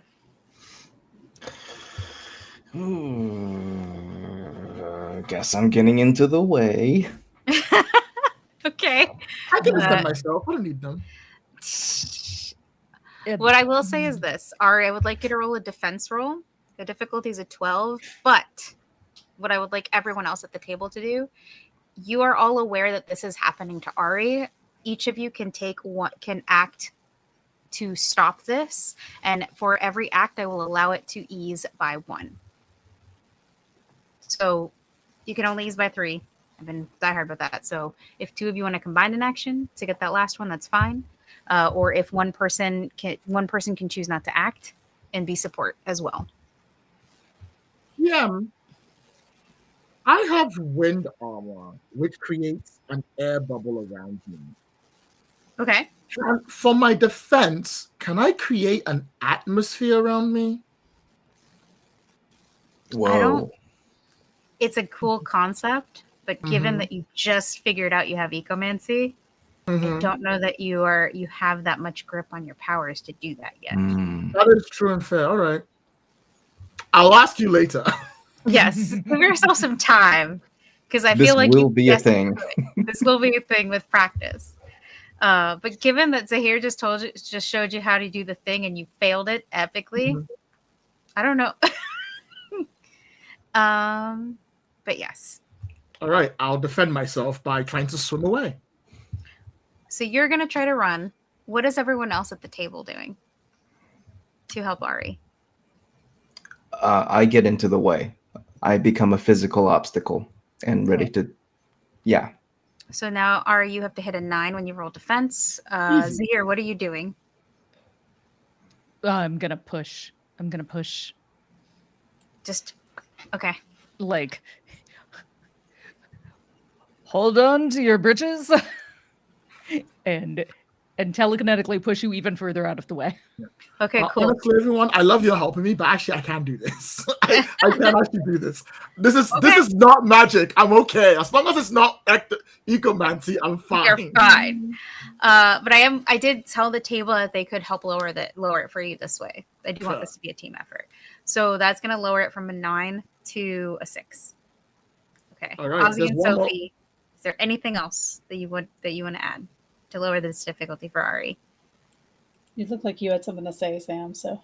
Oh no, I was saying laissez-faire. My hands were up. Lloyd said they ain't want no help, so I was like, all right. I literally have this.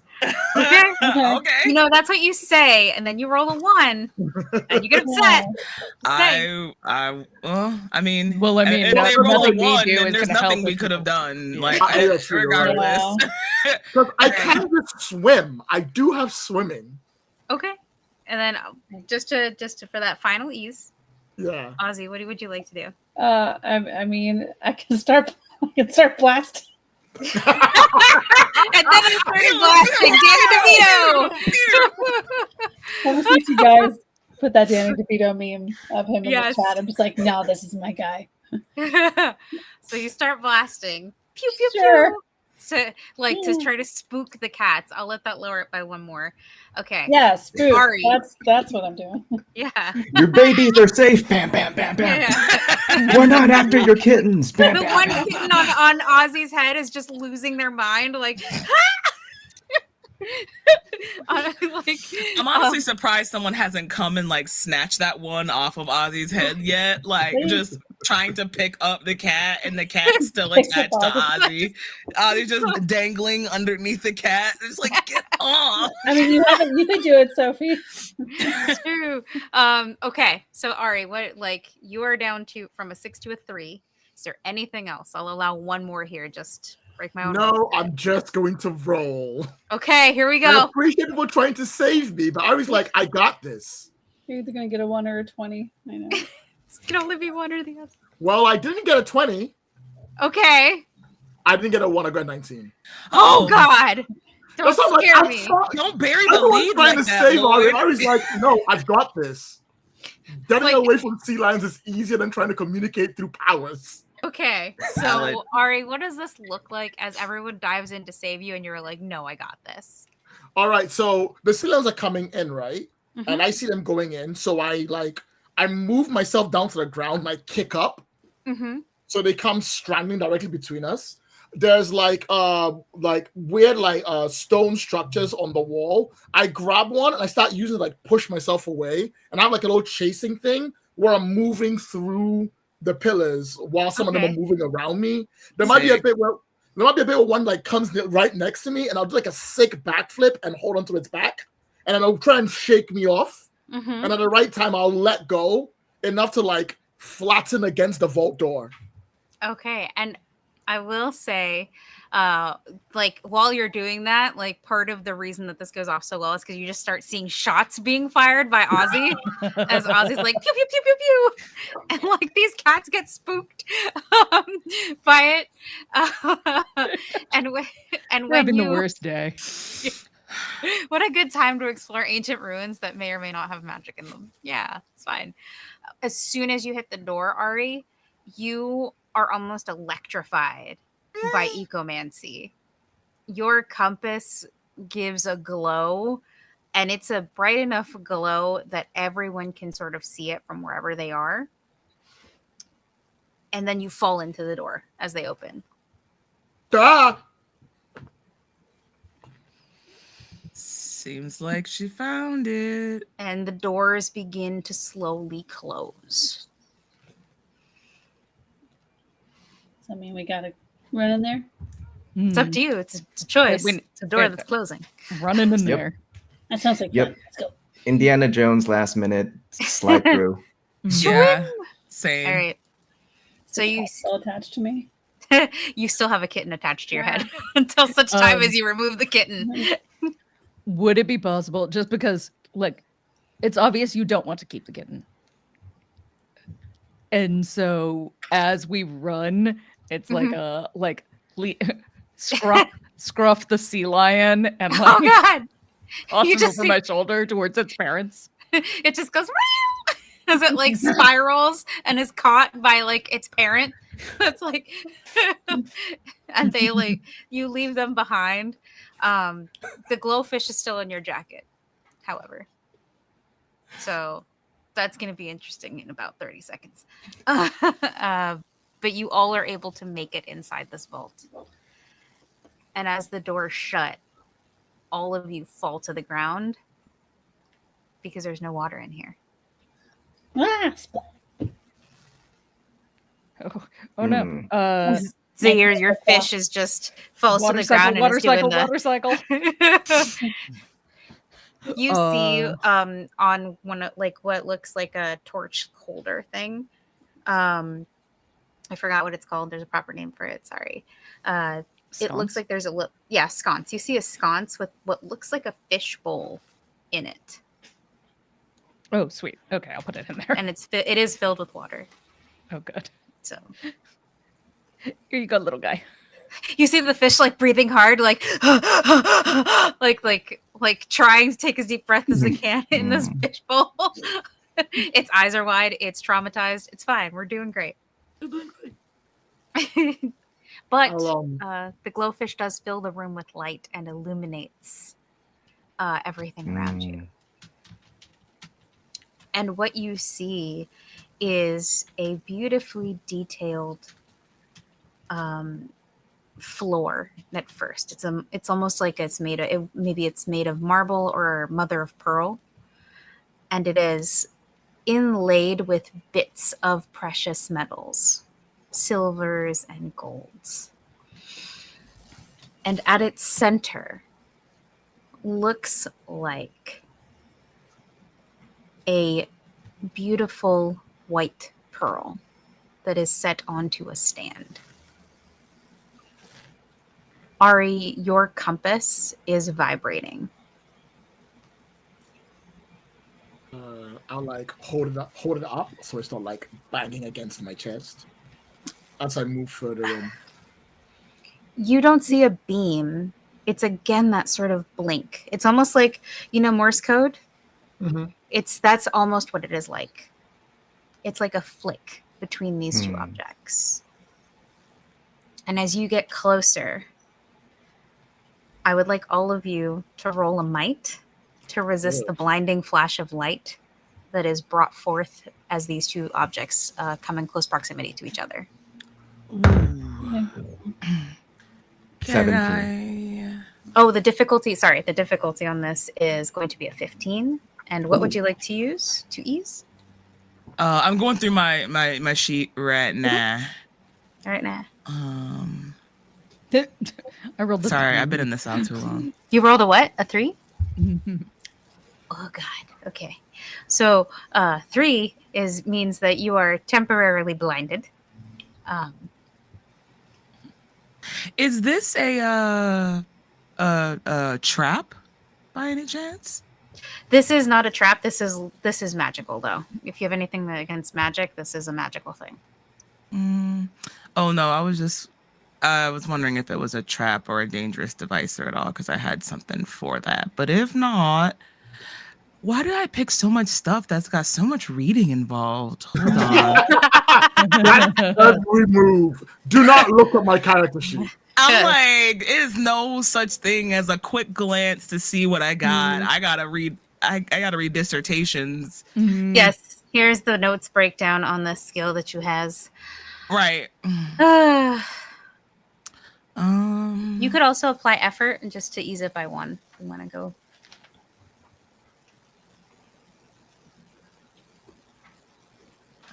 If you have any edge. Edge I have will danger discount. instinct. Ooh, that will actually ease it for you. Okay, yeah. so It costs 3 speed points, so I'll drop those speed points for you. Do you have an edge that you can use? Yes, I do have an edge in speed. In speed, there you go. So whatever that value is, subtract that from the total cost. Okay. Cool. So I only need to use 2 points in speed then. All right. So that will, it'll allow me to move prior to or get out the way of it. And that it was a 4. It's now a 2. So this was a 15 difficulty. It dropped it. Yours eased it by 1. So now you have to hit a 12. Okay. Yeah.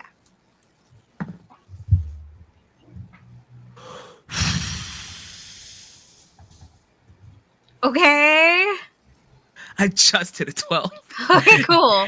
Because it hit, and the reason why it looked like that is because I rolled it and it landed on like the one, and it hit the corner and cocked, and then fell back over, and I was like, Oh, that was Dice almost trying to really age us. bad.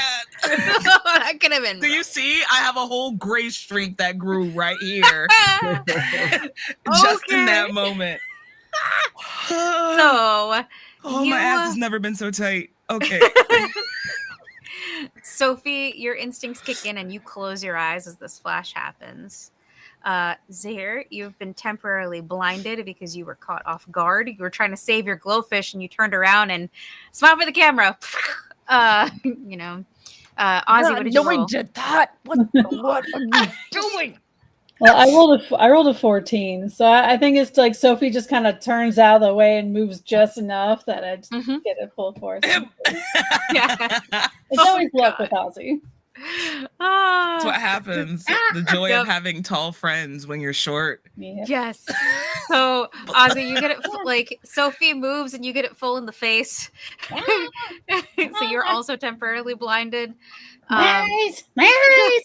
Komu, what about you? 17. Okay, so what does it look like when you avoid this flash? I think it's just like so nonchalant. Like he just looked away. Turned his head to the side, like, okay, we're done. All right, You what did turned you to roll? sneeze, and that just happened to be the perfect time. I also rolled a 17, but I'm assuming it's because I saw the flash coming and I went like that. Okay, cool. So the flash dissipates. Two of you have been blinded. You're not going to be blinded forever. It's equivalent of a worse version of seeing spots. So it will fade in a minute or two. Yeah, I just picture whatever scene's happening. Ozzy's just in the background running back and forth in a panic. Oh boy. There is like, here's this, can't really see anything, is like swinging their arms around like, what's up? Just good. Oh, what is happening? I think you actually hit Sophie and them. Ow! What the fuck? What is Shango Longo? I was right here. And everyone who can see, you all see the hooded figure that appears just behind the pearl, dressed in robes that are similar to Cassandra's.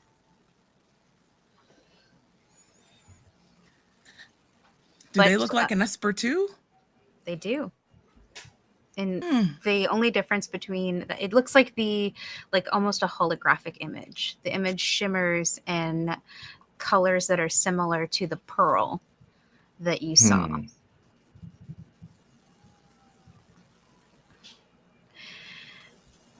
And in a soft, calm voice, they say, "Are you the heir that we have been waiting for?" What would the plot would be if I said no? The image dissipates. You guys are locked out. The lions The sea lions come back and actually eat us. There's nothing we can do about it. And Darkwater takes over the world. Hold on, we need the banner that falls like in Jurassic Park. Darkwater rules the world.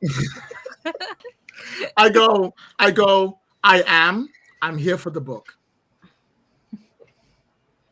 The person looks at you and says, and their head sort of tilts to the side. "It is not here."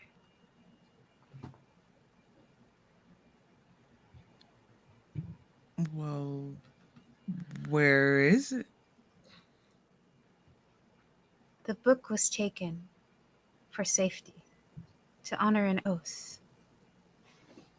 It looks to you, Sophie, and it seems to look to you. It seems to look to Ozzy's sideways screaming form, and then Zaire sort of swinging wildly in the background, and then to Komu, who is I guess rubbing his nose from the perfectly timed sneeze.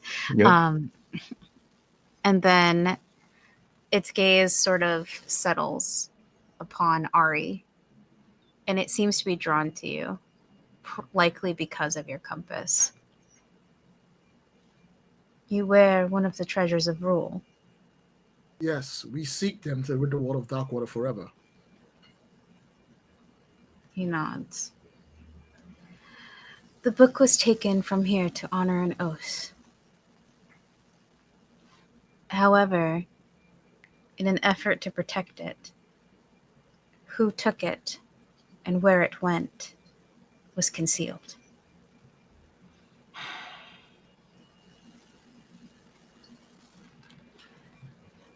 I am All right. So after you go. I am Delphin, the last mage of the ancient empires. Sorry, 1 second. Have you been trapped here this whole time for possibly thousands of years, waiting for someone to open that door? No, Just to tell him it's gone? no, I died long ago. Oh, Oh. all right. What you I'm sorry see to is hear an that. after image meant for the heir of Octopon. You are a part of the future that I saw before I left.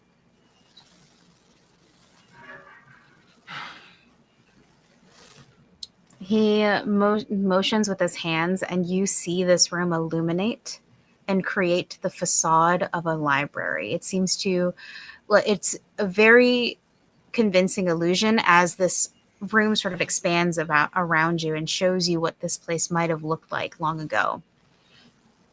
Do we all And see this, or is this just all of you are Ari? seeing this. Okay. All of you are seeing this. This is visible to everyone except for the people who are currently running around Blinded. in circles, Got blinded. But like I said, that'll fade. So at any point in time when you feel it's appropriate, you guys can be like, Mhm. okay, I could see. Okay.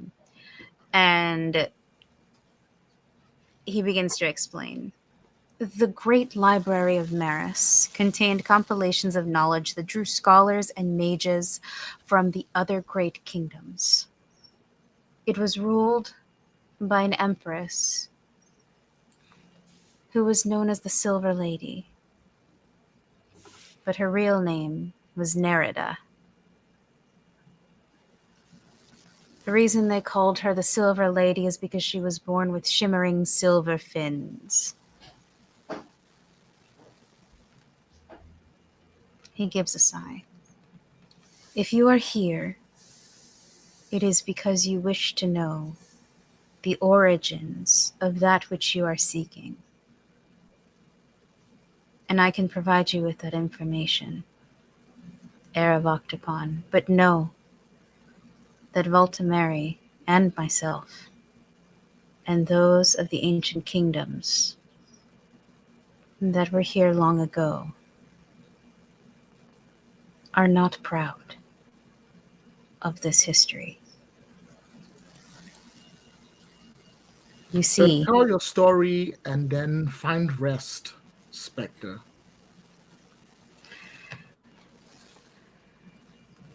he takes a deep breath. Wait. I pull out paper. Okay, now I'm ready. Okay. And they pause and look at you, and they're just like, all right. And they say, one such mage belonging to these kingdoms who studied in these very halls, their name, long forgotten now that time has passed, found a book that promised incredible power and an ability to commune with the sea.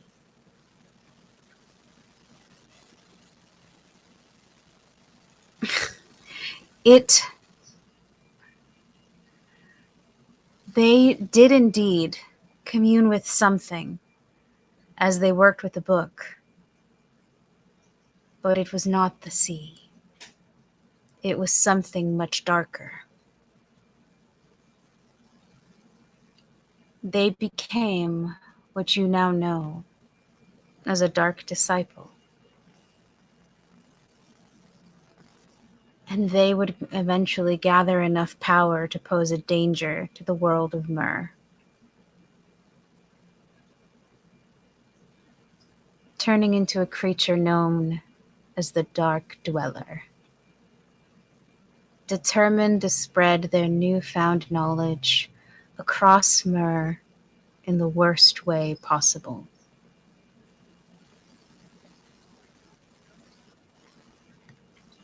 To right these wrongs, the mages that were left created the treasures of rule. And he makes a motion with his hand, and images of the treasures of rule, some of which Ari you are familiar with because they've been with you since you were growing up. Others you are familiar with because you already have them. Two of which you have not seen, but perhaps you have heard of. Each treasure is an artifact of ancient magic, possessing its own special abilities. And together, they sealed the Dark Dweller once we were able to trap him in the Chamber of Lost Souls.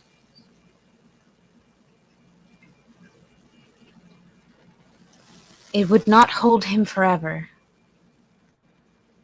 but it was the hope of the mages that by the time he gathered enough strength to free himself, we would be able to defeat him. This, of course, was provided the Empire did not fall, which it did.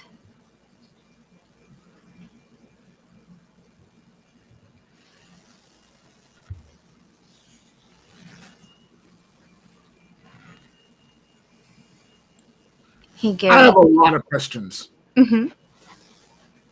I mean, to start off with, this whole Destiny thing, not vibing with it. Letting you know that right now. Secondly, so you're telling me that even you don't know what really started this whole thing, because where did that mage get the book?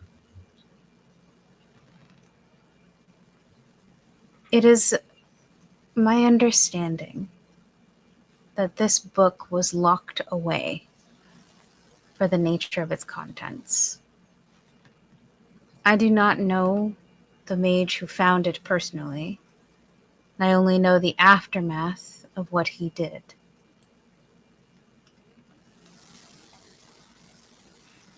All right. Statement number 2. If you were so powerful enough to trap him there, why couldn't you save the Empire?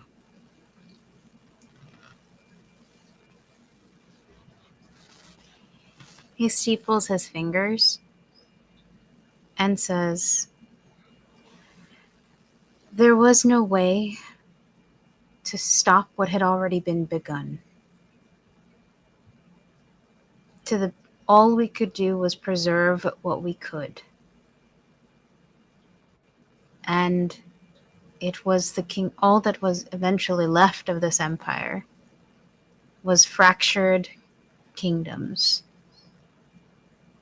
They are no longer unified under an empress, but have their own rulership. Similar to the islands of the surface. And many no longer keep the old histories.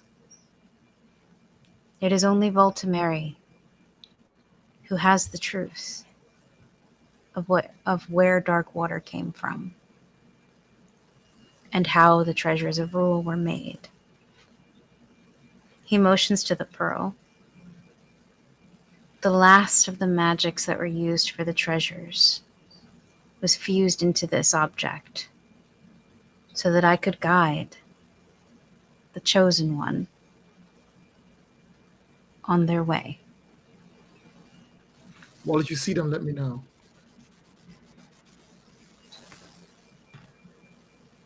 He does not answer. It is In the not meantime, I take it we need this to stop Darkwater? No. This is not a treasure of rule. How many do you currently possess? I go, all right, let's go through the list. I have the compass. I have the chalice. I have the cloak. I have the shield. I think that's it. I've got 4. I'm missing one? Do you have the others? Oh, yes, there's also like 7 others back at home. I see. The shield, he says, is called the Shield of the Protector. You will need it to defend yourself against dark water. And the compass you're referring to, his voice sort of changes as if you probably should have thought about this before you said you weren't the chosen one. It is called the Compass of Destiny.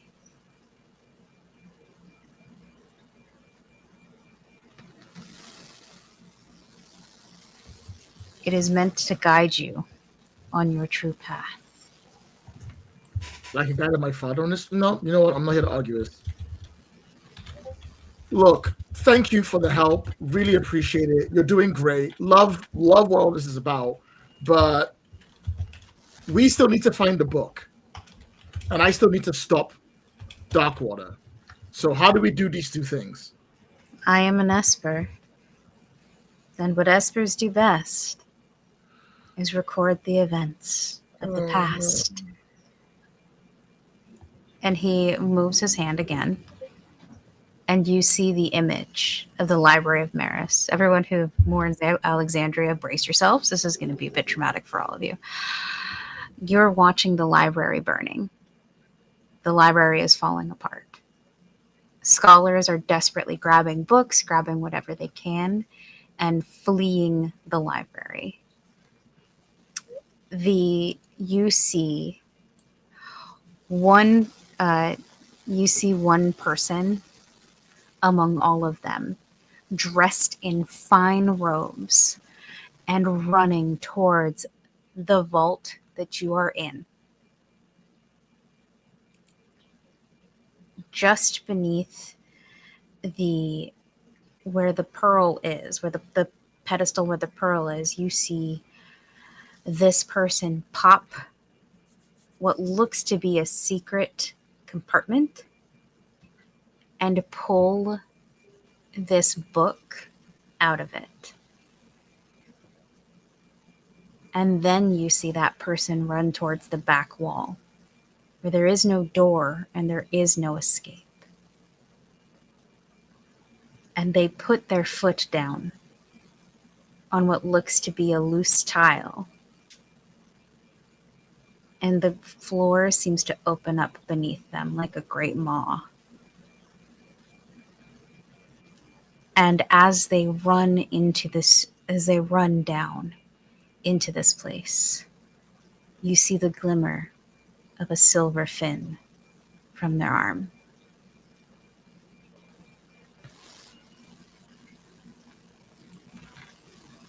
And then the image fades.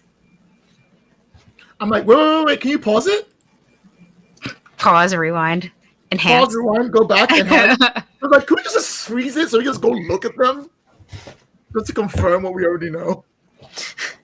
The image says nothing and points to the area where that tile would be in this vault. And I will probably go down there and I'm like, huh, bam, put my foot down. I'm gonna ask you to roll for this because it's been a while since this was activated, so it might take you a little stomping to get it right. Is it might roll? It's gonna be a might roll. Cool. So what can happen is I'm gonna stomp it. I'm gonna dramatically stomp it. Then stomp it like 3 more times. Then I'm gonna very sheepishly step aside and let someone else stronger stomp it.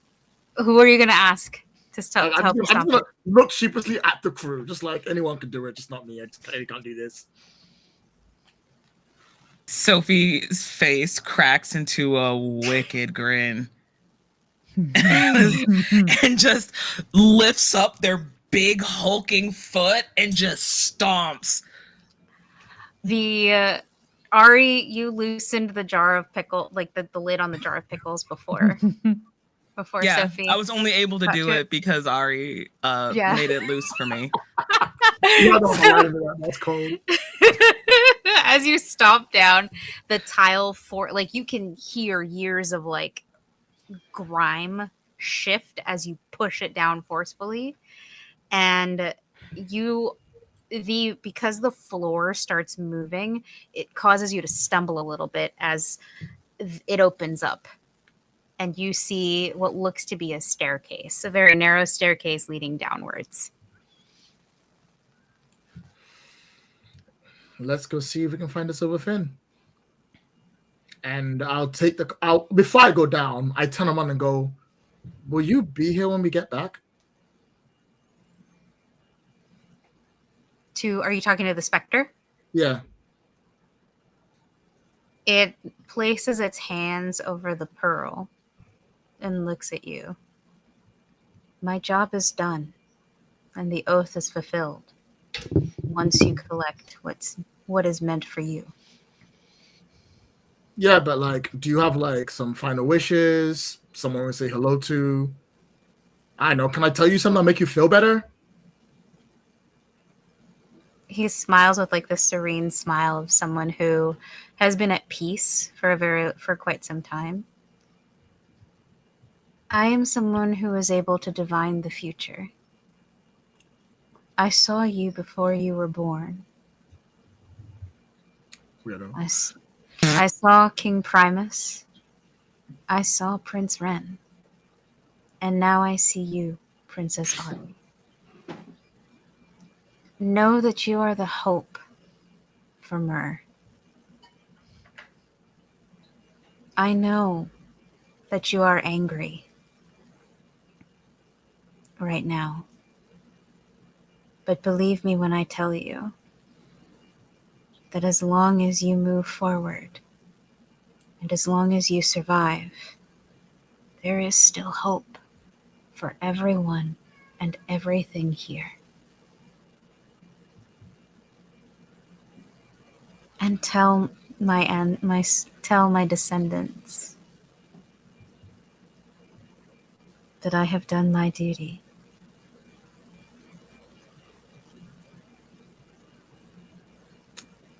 Well, later, and I head down. And that is what you are left with. You all, I'm assuming everyone follows, even my blind people. Yes. Just roll down the stairs. I just grab Ozzy and Zaire, just one hand in each hand, and guide them with us. Step. Oh, it's coming back. It's coming back. Step. Step. You guys regain your sight. And what about your glowfish friend, Zaire? Are you going to leave him behind in this room? No, I would never. Like, Okay. we're best friends now. Like, no one tell Dova. Never. So, because you have the glowfish in this little like torch thing, it casts light on the room that you're descending in, which is good because it's basically pitch black. And as you walk in, you see what looks like a secret chamber, a tomb of sorts. And as you move forward, all of you see the rectangular stone base where you might sit a coffin or something of that nature. And laying atop it is the figure of a mer person.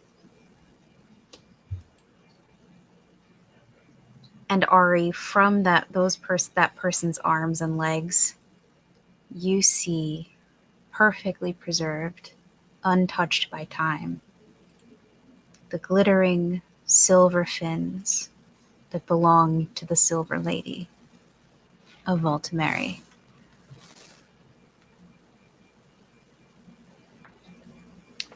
But do I see a book? As you come upon the body, you see it isn't just the fins that are perfectly preserved, but the entire figure of this person. The person who was known as Empress Merida, or Nerida, not Merida, Nerida, who once ruled over a vast network of underwater kingdoms. And in her folded arms is a book.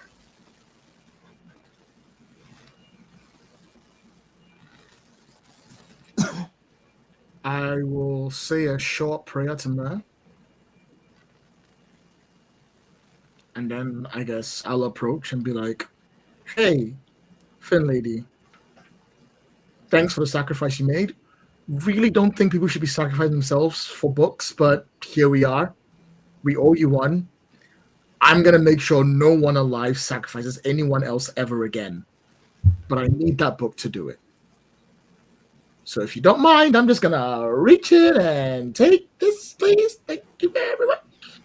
It comes away easily in your hands, and as you pull it from her arms, your prayer seems to have had some effect.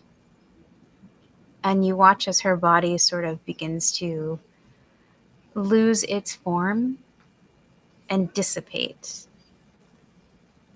crumbling to what looks like a shimmering dust.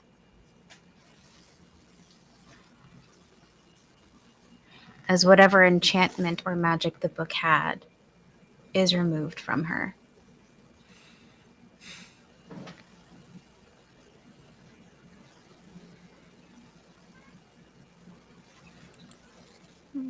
I'll say one more, and I'll look at the others and be like, we got it. I have a lot of reading to do. Can we get out of here? Gladly, please. Hmm. Everybody done?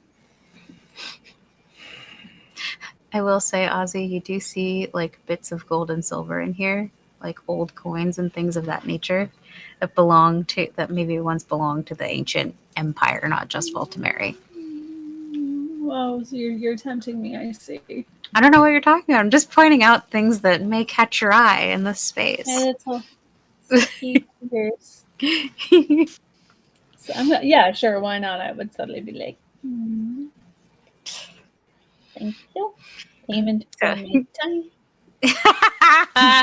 For my For time. the hair My time compensation. Thank you. Hazard pay. What's my top? You How have bizarre.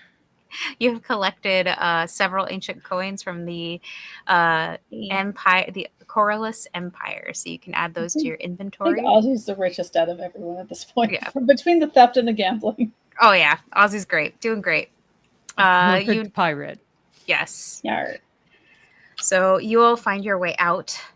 Komu, you have the whistle, so I assume you use it. Yep. And you are soon all taken back to the court of the Silver Lady. Ari, are you waiting to read the book till you get back? Or Nope. are you reading? Literally, I'm literally going through it right now. Just like As you're swimming, like doing the little kick thing as you're swimming. Okay. The book, you find that the book tells the story of Darkwater. Its origins, how they were able to trap the Dark Dweller in the Chamber of Lost Souls, how the Treasures of Rule were used to seal it. And I'm going to send you this information. It talks about what each Treasure of Rule is and what it does on its own. That not just like all of them. So the ones that you have in your possession plus the two that you don't, and the ones that are currently in your family's possession. are there any juicy secrets? Oh, you got it. I was going to say, the other thing that you find out is how the Treasures of Rule were created.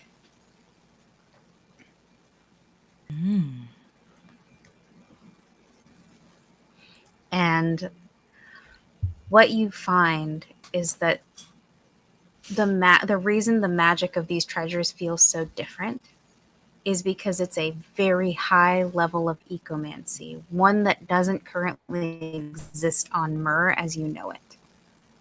It taps into the divinity of the planet, almost, and that is how they were made.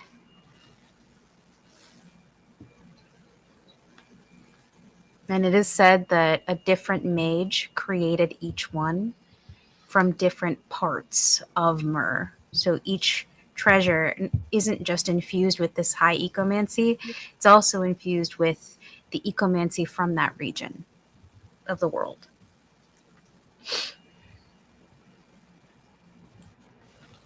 I'm like fully engrossed in the book Mm-hmm. as we're making our way over there, because like I know there's going to be so much information in here that I can't process very easily, but I'm trying to get as much into my head as I can. But I'm also looking for, because there's a really big deal about how if the Dark Dweller gets this, the trails won't work on him. I want to know why. It's because he will know the origins of the treasures of Myr. Like that's it. You get the sense that this is basically the Dark Dweller, like the history of the Dark Dweller, and how, because it has how they were made and it breaks down how these treasures were made, it gives the Dark Dweller a how to destroy them. While you are perusing the book, everyone else, especially my folks that have incredible physical awareness, all of you see the lights go dim as a large shadow passes over you. High enough over you that that you can tell it's something from the surface.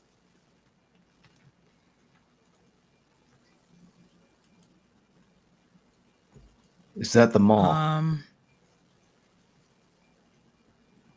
I really hope it's not. As you look up, you realize that it is the imposing figure of the Dagron's Maw sailing over you, hunting for you. Ozzy, Right. Ozzy and Z, are you looking forward?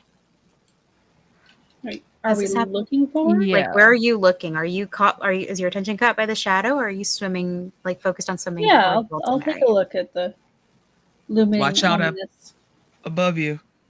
I'm looking forward. Because anything that's on the surface of the water can't hurt us right now. Both of you see eyes that rival the size of the Dagron's Maw in the depths of the sea. And above you, so large that it pays you no heed, a leviathan begins to swim across. Its eyes aren't on you. Its eyes are on its prey. The slow-moving sea vessel known as the Dagron's Maw. Yes. And this is like watching a construction train go by at a train track. Mm-hmm. This thing is big, and it's taken forever for all of it to go by. It's really cool at first, and then after 3 minutes, you're like, okay, this is boring. I want to. Yeah, basically, you're like, I would like to leave. But like, and you watch. Yes. Let us leave quietly. And Zahir, just for a moment, something on the side of your pouch vibrates. Something on your belt. Oh. And there is a moment where the Leviathan seems to slow down, as if it's heard something in the depths.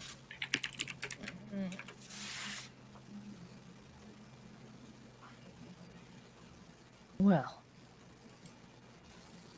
It continues to move.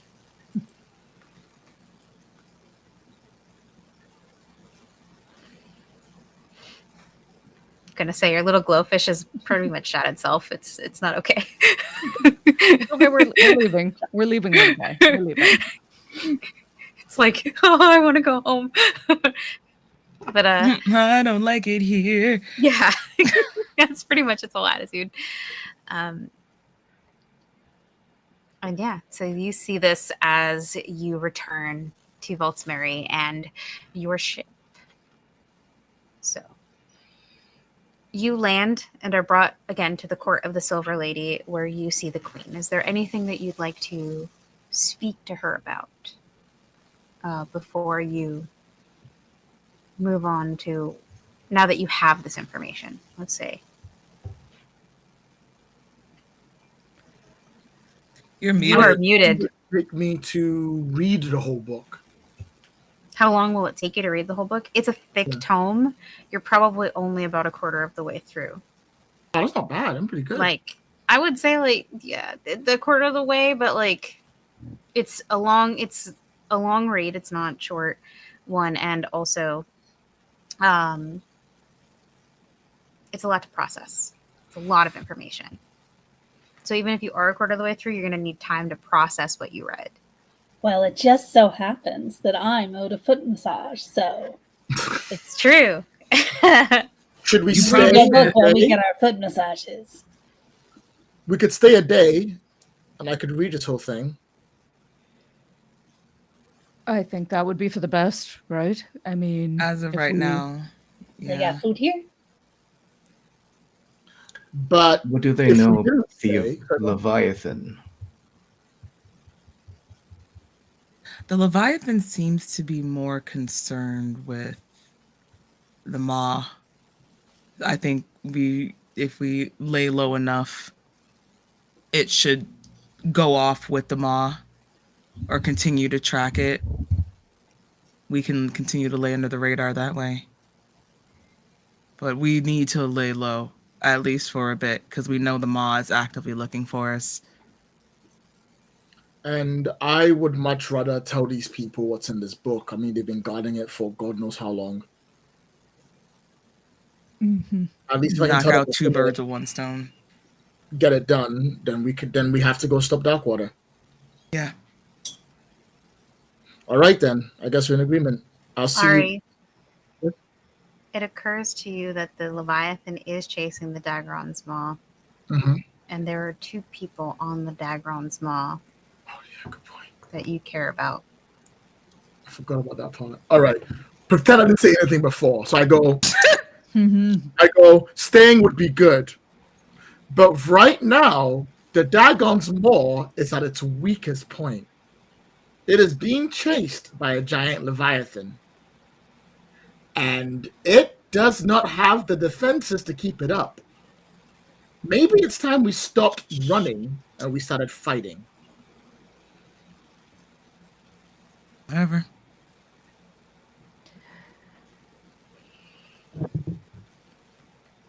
The Leviathan could do the fighting for us.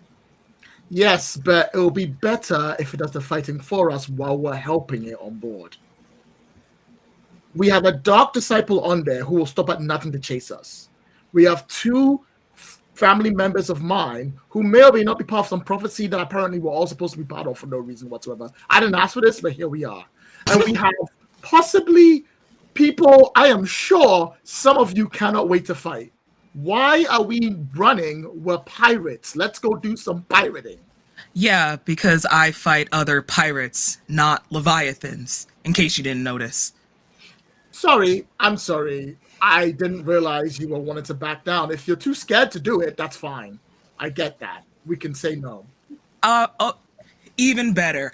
How about you use your ectomancy to talk to the Leviathan? You know what? Sure!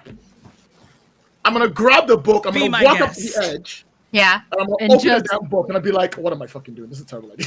Exactly. Nope. You're too Nope. big I'm for your already committed. britches. I'm You already get too committed. big for your britches, and you right. realize, oh, you're above your head. Look at that. I Wait. look at the book. I look up. Yeah. So you were gonna try to commune with the Leviathan? No, that's a crazy idea. I mean, you could. No, Wild I shit would go, happen. I'm not going to try to commit with it. I'm not. And I look at Zaire. I mean, if you want to try, go ahead. You're better at it than anybody else. Can they even be talked to? Chongo Longo. Leviathans are ancient beings. Yeah. And you're By the really size confident. it could be older than the last kingdom. Zaire, I don't want to be mean, but you've not failed a single thing you set out to do since we got here. I fully believe you can do this. Do you want this place to be destroyed? Because turning the Leviathan's attention to this city is asking for its destruction. So let's do it while we're out of it. Let's go on our boat, get out there, and get it done. Fine. Excellent. All in? Grilled eating. How did I get myself into this? I'm just tired of other people telling us what to do. Let's do some stuff ourselves. And imagine how amazing it will be telling people later that you fought with the Leviathan that you controlled. I mean, like, oh my God. Fine. Let's get back on the ship. I don't want to be responsible for... There's a family down there of sea lions. They have babies. They tried to eat me. They're reflecting the hungry. tiny We little burst kitten into going, their "Meow." house. Yeah, I hate to say it, but yeah, we kind of were in the wrong there. That's fine. Let's I'm go gonna show the Dagrons Maw what's what. I'm going to request a word with the general again. Okay. You Sorry, I'm arrive. going to say the line. I'm Yeah, going to say the line. Okay, everyone, after this moment, we may not be able to come back here. So if you have any side quest you want to do, This is your save point, actually. So Yep. you're going to want to start Mhm. save. Sounds good. Sounds good. But Hits the start button. Save. Oh Override. Last save. Got my it. God. So you all arrive back in Voltamera. You are taken to the court of the Silver Lady. Ozzy, you get your foot rub as Yes. promised. These are people who honor their oaths. So you get your foot rub. She's delighted. Just wiggling your toes. Yes. So funny. Oh yeah, it's her. Cassandra is returned to the group. And she looks to you, Ari, and says, "Did you find what you needed?" I nod. She looks down and says, "Remember, we still have to go to the island of the Espers, too." I'll nod again and go, we will, eventually. Well, there's another one of these there. Another one of what? Delphin didn't just write one book.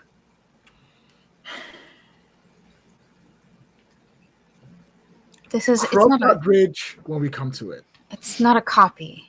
It's a sequel. Go out there being like Stephanie Meyer. What the hell? So, like, where's first edition? Which one's first edition? What would that one have in it? You will all see as a second Esper walks out from behind Cassandra. She is a bit taller and a bit older, and she wears silver cuffs around her wrist rather than gold ones. And they don't look like chains, they look more like decorative cuffs. But they still have like magical sigils on them.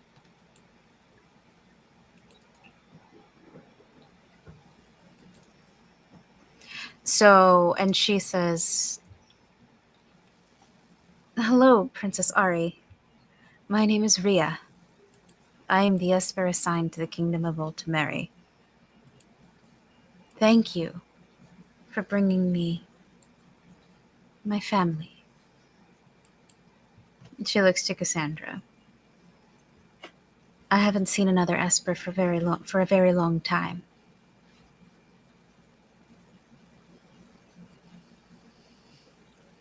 You're welcome. I suppose.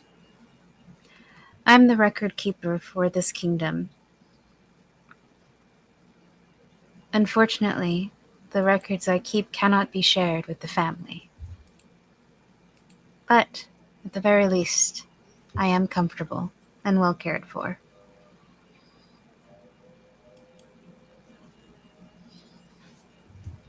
It is to me that this duty falls, and when I am gone, it shall fall to another.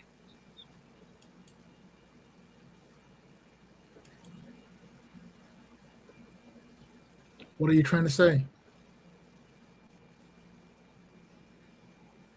Simply that espers are everywhere. It's just that in Voltameri we have a bit of a different arrangement.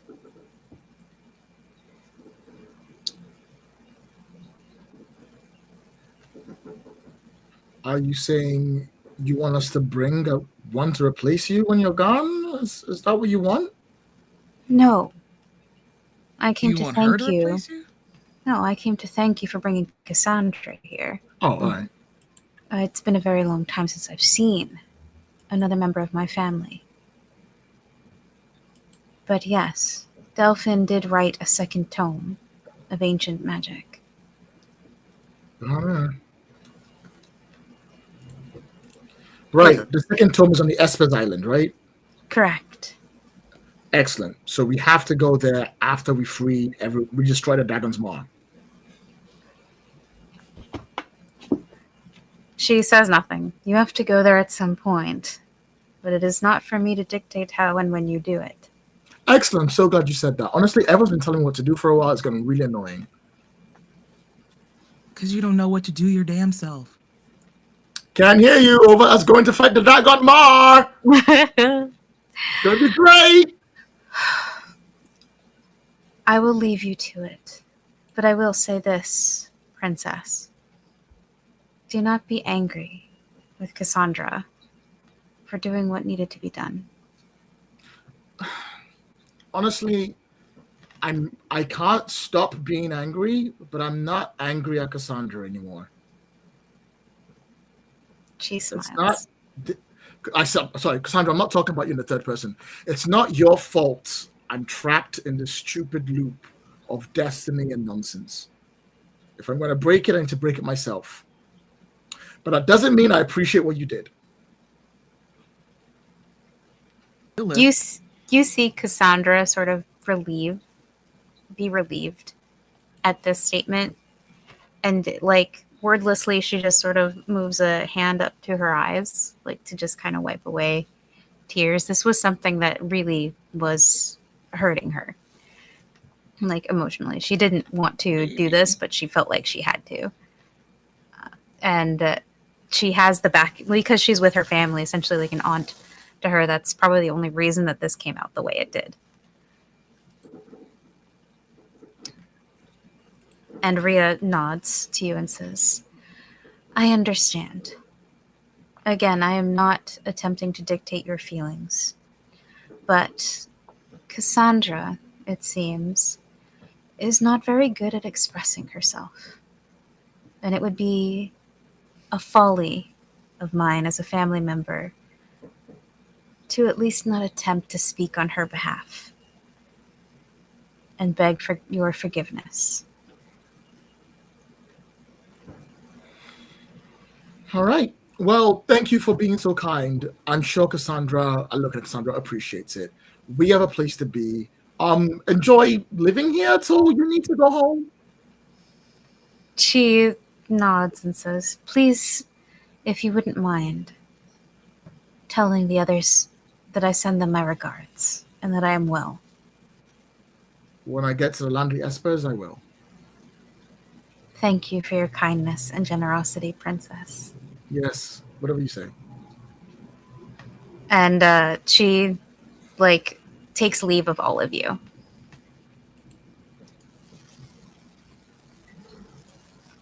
And you are left with Cassandra, Ozzy getting the foot rub, the well-earned foot rub. And yeah. And Komu. Komu's and general meeting. Komu is off to meet with the general. Zaire and Ari, while you're waiting for Komu to have this meeting, you are offered snacks. Some kind of refreshments, because it was a lot of work. Also, your glowfish is offered snacks as well. Oh, that's important. Yes. You're offered what looks to be almost like a seaweed salad, with tiny little what looks like berries. Think of like the translucent shape of the ones you find on that wash up on the beach. Little berries like that. And they taste somewhere between like cinnamon, they give a little cinnamon flavor to your salad. Let's put it that way. And while you guys are enjoying these refreshments, Ozzy, you're offered the same thing if you would like some, and so is Sophie. And Komu, you have a meeting with the general. The general whose name I've been avoiding because I keep... Yes. That guy. Yeah, that that's guy. the one. Mhm. General Malleus, right? Malleus, yeah, General Malleus. I keep wanting to call him Menelaus, and I was like, that's a different book. But anyway, General Malleus grants you your meeting, and you are guided to his chamber, which looks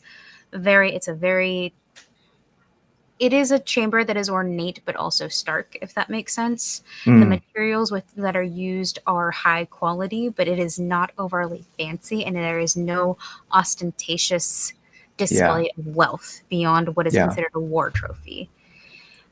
And you can see his spear, his main weapon, resting against a wall behind his chair. Such a power move. I love that. He looks up at you as you enter. Mm. You've come to return the whistle, I see. Yes. And to ask if you've had a chance to speak with your queen about Koa. He nods. I have. And he reaches on his desk for a scroll and holds it out to you.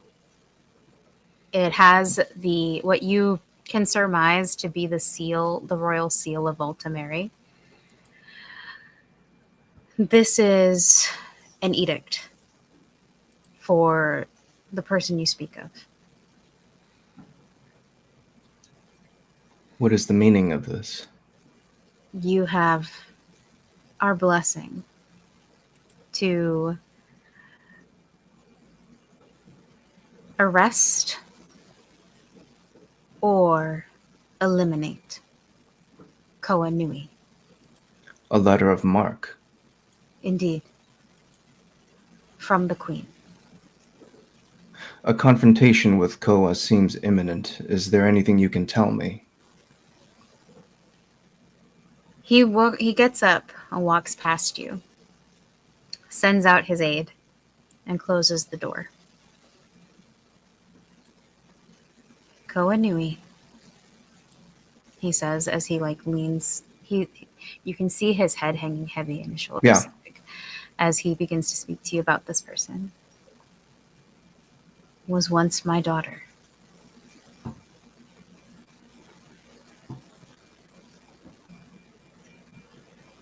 She disappeared months ago. To know that she has become a tool of the Dark Dweller pains me.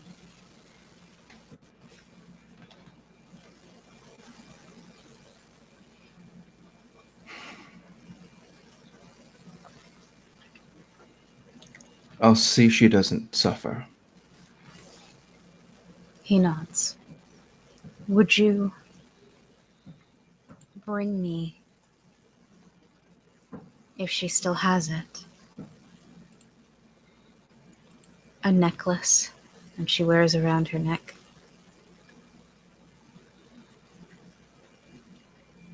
I'll see it done. Thank you.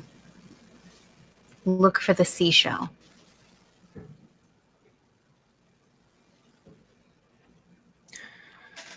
I'm sorry.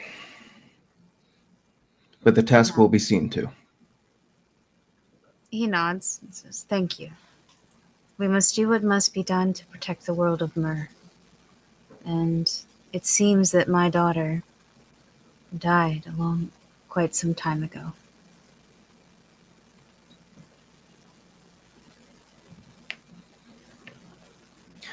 There was a moment where I had to wrestle with the dark water, where I lost myself.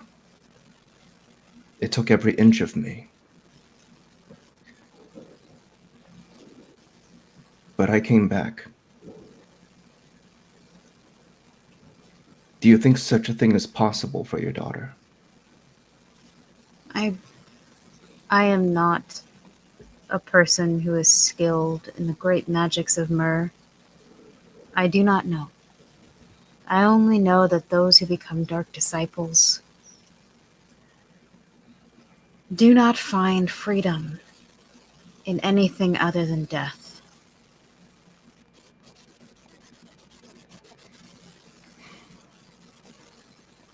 I will grant that freedom. Remember her for who she was. By your leave. He reaches out and does like the arm grip thing. Yep. You know, like kind of Predator handshake. Yep. Yeah, yeah, the predator handshake Mhm. with you and says, "Thank you for your kindness." I wish we had more generals like you. He nods. I appreciate the compliment, but you must get going. I go. And that is your meeting with the general. Yep. And you return to the group. Sophie, you had stepped away for a bio break. You are currently eating a seaweed salad. Nom nom nom. With little berries in it that taste like cinnamon. Sounds delicious. Yeah. And once your Ozzy's foot rub is done, presumably, are you all heading to the Aurora? Yeah, makes sense. I am gonna take some of the food with me for Nidlo when we get back. Smart. Oh yeah, the queen will not let you go hungry. She will equip you with food and actually restock your ship as well. Oh hell yeah! And one of More rum. actually, since we're on the subject, not only do y'all get 4 XP because you're nearing the end of the session, but you also are getting for the Aurora. You are getting a set of gills. Basically, these gills can be installed on your ship, and it will essentially allow it to be a submersible. Ooh. So you can go underwater Sick. for limited amounts of time. They've got charges, but I'll explain more on that item later. But yes, it is a gift to you as the heir of Octopon from the Kingdom of Altamari. Clearly, they want to maintain a good relationship with you, even if their methods have been questionable up to now. So, yeah. Close up as we come to it. Yeah. So you are given that, and you are. The bubble that brought you down here is still there. Nidler is chilling in the cabin, just waiting for y'all to come back. And the bubble is brought slowly to the surface. You do have an escort of a couple of mer people, and as you near the surface, you see them drop away and descend back into the depths. The kingdom of Altamari seems to fade into that blue. It gets swallowed up into the deep blue of the ocean as the aurora rises and rises until it hits the surface. And with a great pop, the bubble around you snaps. And you find yourself breathing air again. All right, everyone. Are we ready to go? Are we ready to go take those dragons maul down once and for all? Yeah, my toesies are ready. You show off your cute little pedicure. Right, Sophie, let's do it. Let's do it. Those krill eaters won't know what hit them. And as if when you say that, Zaire, and the Aurora begins to take off and be navigated in the direction the Dagron Small went, you see the the remnants of the Leviathan's tail as it moves through the water.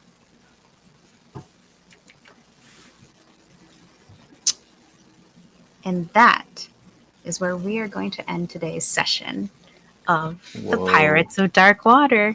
Oh. Looks like we are headed for a little bit of a confrontation there, you guys. It's like the Dagron Sma did something to you or something. And another day, another potential disaster. Join us next time for High Adventure with the new Pirates of Dark Water. And I got a whole thing I got to say. Where's my mouse? Work. All right. Thank you for joining us for today's session of the Pirates of Dark Water.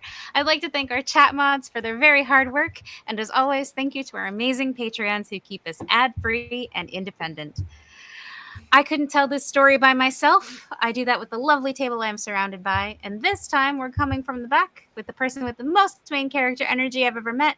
Lloyd, tell the nice people about yourself and where they can find you. Hi, everyone. I'm just a guy on the internet. Don't worry too much about me. Go follow these other people more importantly. I'll see you all next week. Hey! And moving on to the person who has a new animal best friend that is now going to compete with their cat, Zaire. Pooja, why don't you tell us a little about yourself and where we can find you? Hi, I'm Pooja. I don't use pronouns. You can find me on the internet as Forgotten Saves. If you want to hear me play more TTRPGs, you can find me here on Happy Jacks on Sundays, playing in the Astral Circus as your friendly neighborhood Thembo martial sorcerer, as they parra. I love a Thembo, personally. Me too. We are so much. We have all the big emotions and very little of the thinking that goes along with those emotions. Yay! I can fix them. You wanted to fix Koa. That's a whole other conversation. I can fix them Things too. perfect as they are, it needs no one to fix them except maybe some food because they forget to eat a lot. Okay, well, feed the Thembo. Got Feed it. the Thembo, got it. And moving on to our favorite fighter, who was very effective today against some sea lions and some angry sea kittens.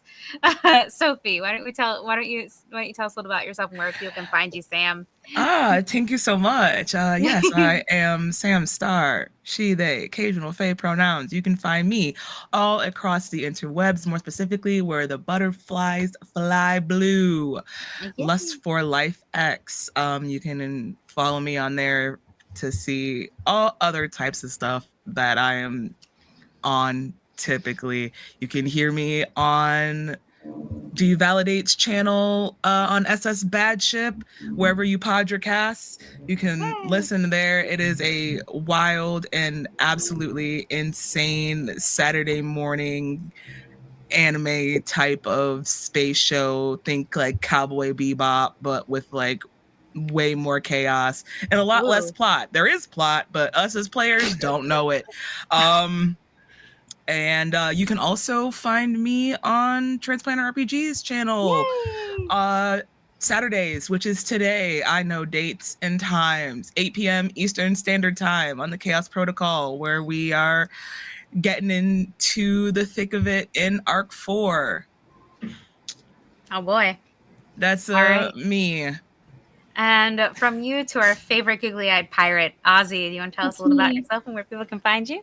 Hi, everyone. My name is Courtney, she, her. You can find me on TikTok at Courtney Lee Craft, where I play the hurdy-gurdy. And now that I can finally talk about it, you can find me along with Happy Jackson and Clara Goldstein in the opening credits of Critical Role Season 4. Yay! Oh my god, that's Where I so also play the cool! hurdy-gurdy. Yay! Fuck yeah. That's a killer opening But I'm too. in there a bunch.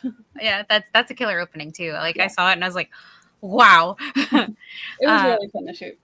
Yay! And last but not least, the delightful, the very serious, the person who got a little bit of extra information that I wasn't planning to give, Komu. Joe, tell us about yourself. Hi, everybody. I'm Joe. You can find me doing butt crack katas at the park every Saturday morning before the show. Please join me if you see me. Consent forms are required. Or you can also go to findhelp.org. We're in some very difficult times, and a lot of people are struggling. If you are somebody that needs help or has some time or some extra funds, please see where you can assist, provide some help. Findhelp.org allows you to enter your zip code and search for places that could use people like you. So thank you very much. And just because I have the memory of a gnat, everyone has had an opportunity to talk about themselves. Yes. Thank you. I just want to double check before I moved on to me. And I have been Vixie Bell, your friendly neighborhood GM here at the Happy Jacks Network. You can always find me over at the Pocket Dragon Pub, where I run, play, and produce games. I will be heading to PAX Unplugged as well. So if you're a BIPOC content creator who wants to network, join us for Power Word Unity over at Midnight on the Wicked during PAX Unplugged weekend. That'll be Friday night at 7 p.m., where we are hosting a mixer for BIPOC creators in the TTRPG space. And if you can't attend but want to showcase your channel, you can always add yourself to our list. We have a list of BIPOC creators that we are spotlighting during our event. So feel free to check that out. Look that up on socials at Pocket Dragon Pub or at Vixie Bell. That's everything I've got going on for now. I've got things in the pipeline, but I don't want to drag this on forever because we all want to go. And I think I have one more thing I got to say on this thing. But yes, join us Saturdays at 12 p.m. EST and 9 a.m. PST for our next session. And if you want to catch up on past episodes of Pirates of Darkwater, you can visit happyjacks.org. Pirates of Darkwater. And if you want to find all of the other APs on Happy Jacks Network, just visit happyjacks.org. Thank you so much, and we will see you real soon. Good night, or good day, or whatever time zone it is.